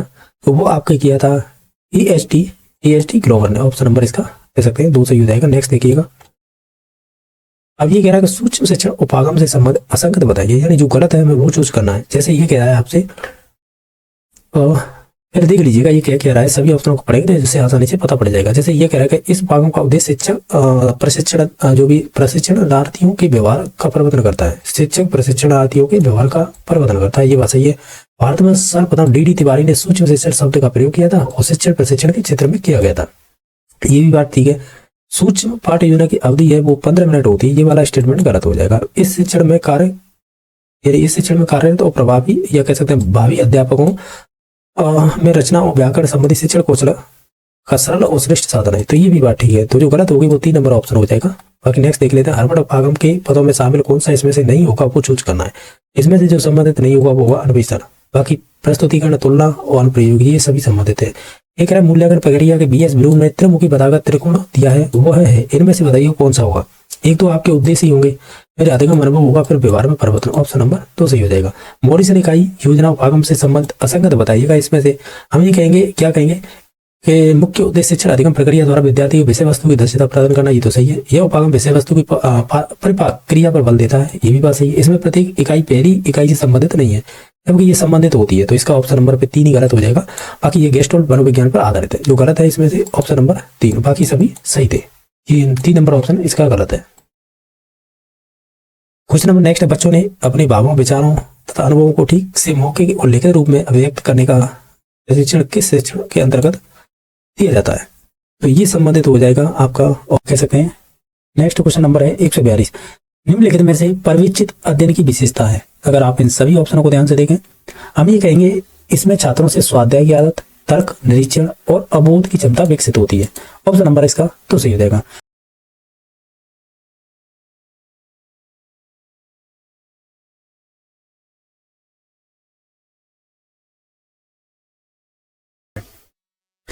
इनमें से कौन सा गुणात्मक यानी मूल्यांकन की गुणात्मक तकनीक नहीं है। अगर आप इन्हें ध्यान से देखें तो इसमें से उपलब्धि परीक्षण है वो संबंधित नहीं होगा। परीक्षण के स्वरूप का निर्माण किस प्रकार किया जाता है, अगर आप इसे ध्यान से देखें तो हम ये कहेंगे उद्देश्यों की दृष्टि से अंकवाद देना हो, या विषय वस्तु या प्रश्नों को, लेकिन छात्रों की रुचि से कोई मतलब नहीं होता, इस वजह से ऑप्शन नंबर 2 सही हो जाएगा। मूल्यांकन प्रक्रिया में केवल बच्चों की क्षमता का मूल्यांकन नहीं होता, बल्कि शिक्षक की प्रक्रिया का भी मूल्यांकन होता है। ये स्टेटमेंट किससे संबंधित है, ये पूर्णतः सही है। नेक्स्ट है, एक परिचय जिस उद्देश्य का या गुण के मापन के लिए निर्मित किया जाए, यदि वह उस उद्देश्य का गुण मापन करे तो वह परीक्षण की विशेषता क्या होती है, उसे हम कहते हैं वैधता। ऑप्शन नंबर 4 सही हो जाएगा। नेक्स्ट देखिएगा, प्रत्यास्मरण प्रकार के वस्तुनिष्ठ प्रश्न होंगे यानी रिकॉल वाले, तो रिकॉल में आते हैं आपके जैसे कि रेगिस्तान वाले आ जाएंगे, ठीक है, और कौन से आ जाएंगे, यही आएंगे, तो ऑप्शन नंबर 1 सही हो जाएगा।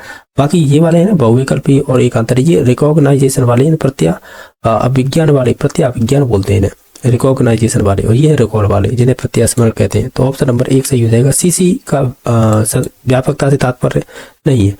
तो देखिएगा ये वाले क्वेश्चन है ना, ये रीट में बहुत पूछे जाते थे ये क्वेश्चन, जैसे कि विषयों में व्यापकता हो सकती है, दायरे की व्यापकता भी हो सकती है, अवसरों की व्यापकता, लेकिन संबंधों की व्यापकता से कोई संबंध नहीं है, तो ऑप्शन नंबर इसका 2 सही हो जाएगा। नेक्स्ट, एक प्रश्न पत्र निर्माण के समय किस उद्देश्य को अंकवार नहीं दिया जाता है, यानी एक प्रश्न पत्र के निर्माण के समय किस उद्देश्य को अंकवार नहीं दिया जाता है, तो वो नहीं दिया जाएगा आपके एटीट्यूड को, बाकी ज्ञान उपयोग अवबोध इनको दिया जा सकता।